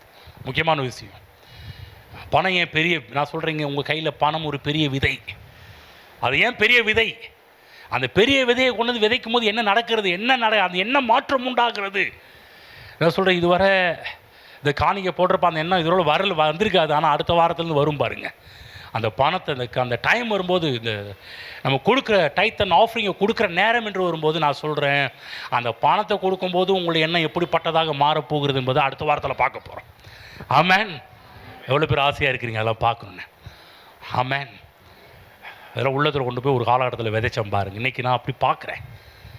தேவன்கிட்ட விதைக்கின்ற எந்த ஒரு விதையாக இருந்தாலும், பணமாக இருக்கட்டும், பொருளாக இருக்கட்டும், எந்த ஒரு காரியமாக இருந்தாலும் விலையேற பெற்ற ஒன்றாக பார்க்கிறேன். அது விதையுங்கள், நல்ல காரியத்தை விதையுங்க. நீங்கள் எதை விதைத்தாலும் நீங்கள் அறுவடை செய்வீங்க. ஆகவே நல்லா கவனமாக கேளுங்க. நல்ல விதையாக இருக்கட்டும், நல்ல விதைகளும் வளரும். உங்கள் உள்ளத்தில் சில காரியத்தெல்லாம் ரொம்ப வேதனைப்பட்டுலாம் சில காரியத்தை விதைச்சிருப்பீங்க, ரிசல்ட்டு பார்க்காம இருந்திருப்பீங்க. அதுக்கும் ரிசல்ட்டு உண்டு, வரும். உன்னை ஒடுக்கினவர்களும் உன்னை அசட்டை பண்ணின யாவரும் உன் காலடியில் உன்னை பணிந்து வணங்குவார்கள் என்று போடப்பட்டிருக்கு. ஆமென். நடக்குங்க. விதைச்சி பாருங்கள். எல்லாம் விதை தான். நம்ம யாருக்கும் தீமை பண்ணல, நம்ம யாருக்கும் எதுவும் பண்ணலை.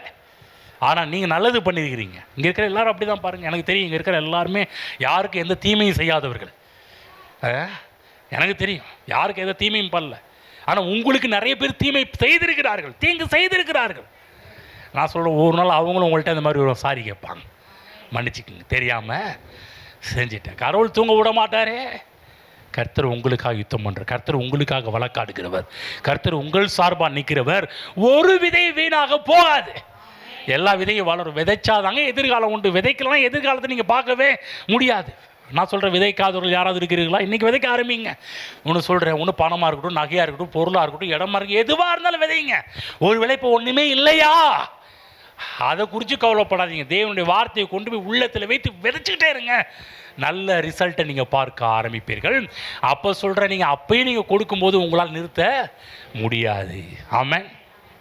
கர்த்தர் கொடுத்த வார்த்தையில் நன்றி செலுத்துவோம். ஹல்லேலூயா. பிதாவே, எங்களோட பேச முடியாது, எங்களுக்கு கண்களை திறந்தபடியால் நாங்கள் நன்றி செலுத்துகிறோம் ஆண்டவரே. ஓ நன்றி நன்றி நன்றி ஆண்டவரே, நன்றி கர்த்தாவே, நன்றி தேவன், எங்களோட பேசுனதற்காக, எங்களோட இடைப்பட்டதற்காக நன்றி செலுத்துகிறோம்.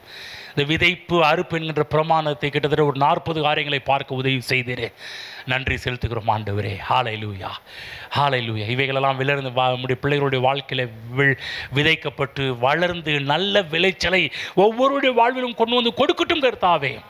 ஆமைக்கு குளிக்கு சரிந்து கொள்ளும்படியாக மனிதர்கள் மடியிலே போடுவார்கள் சொல்லப்பட்ட வார்த்தைகள் நிறைவேறுவதாக. விதைப்பு அறுப்பின் பிரமாணத்தை ஒவ்வொரு நாளும் நம்முடைய பிள்ளைகள் இவைகளை எழுதி வைத்து தியானம் செய்யட்டும் ஆண்டவரே. இதில் இருக்கின்ற பொக்கிஷத்தையும் மறைபொருள்களையும் நம்முடைய பிள்ளைகள் ஒவ்வொரு நாளும் அறிந்து கொண்டு அதற்கேற்றாற்போல் வாழ்க்கை அமைத்துக் கொள்ளட்டும் கர்த்தாவே. ஹல்லேலூயா. விதைத்த பணங்கள் ஏராளமாக விளைந்து நம்முடைய பிள்ளைகளுடைய கரங்களில் செல்லட்டும். விதைத்த அன்பு, விதைத்த பொறுமைகள், விதைத்த நேரங்கள், விதைத்த காரியங்கள், விதைத்த பொருள்கள், விதைத்த இடங்கள், விதைத்த நகைகள், இவைகளெல்லாம் விளைந்து நல்ல விளைச்சலை நம்முடைய பிள்ளைகளுக்கு உண்டு பண்ணட்டும் கர்த்தாவே. ஹல்லேலூயா, ஹல்லேலூயா.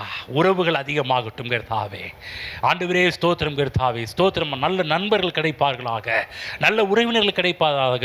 ஆண்டவரே, அவர்களுக்கு இதயத்துக்கு ஏற்ற மக்களை உம்முடைய பிள்ளைகளை கர்த்தர் கொடுப்பீராக. ஹல்லேலூயா. ஆண்டவரே, உம்முடைய பிள்ளைகளுடைய இதயத்துக்கு ஏற்காதவர்கள் வேண்டாம் ஆண்டவரே. உம்முடைய பிள்ளைகள் இதயத்துக்கு ஏற்றவர்கள், உம்முடைய பிள்ளைகளுடைய இதயத்துக்கு ஒத்தானவர்கள், உம்முடைய பிள்ளைகளுடைய இதயத்துக்கு ஒத்திசைந்து போகிறவர்களை உம்முடைய பிள்ளைகளை கொடுப்பீராக தகப்பனே. உம்முடைய பிள்ளைகளுக்கு விரோதமாக எழும்புகிறவர்கள் வேண்டாம் ஆண்டவரே. நம்முடைய பிள்ளைகளுக்கு சாதகமாக இருப்பவர்களை கர்த்தர் அனுப்புவீராக தகப்பனே. அப்படி செய்வதற்கான நன்றி செலுத்துவோம். மிகப்பெரிய அறுவடை, மிகப்பெரிய விதையின் விளைச்சலை நம்முடைய பிள்ளைகள் தங்கள் வாழ்க்கையை காணட்டும் என்று நம்முடைய பிள்ளைகளை ஆஸ்வதிக்கின்றேன். இயேசுவின் நாமத்தில் பிதாவே, ஆமென்.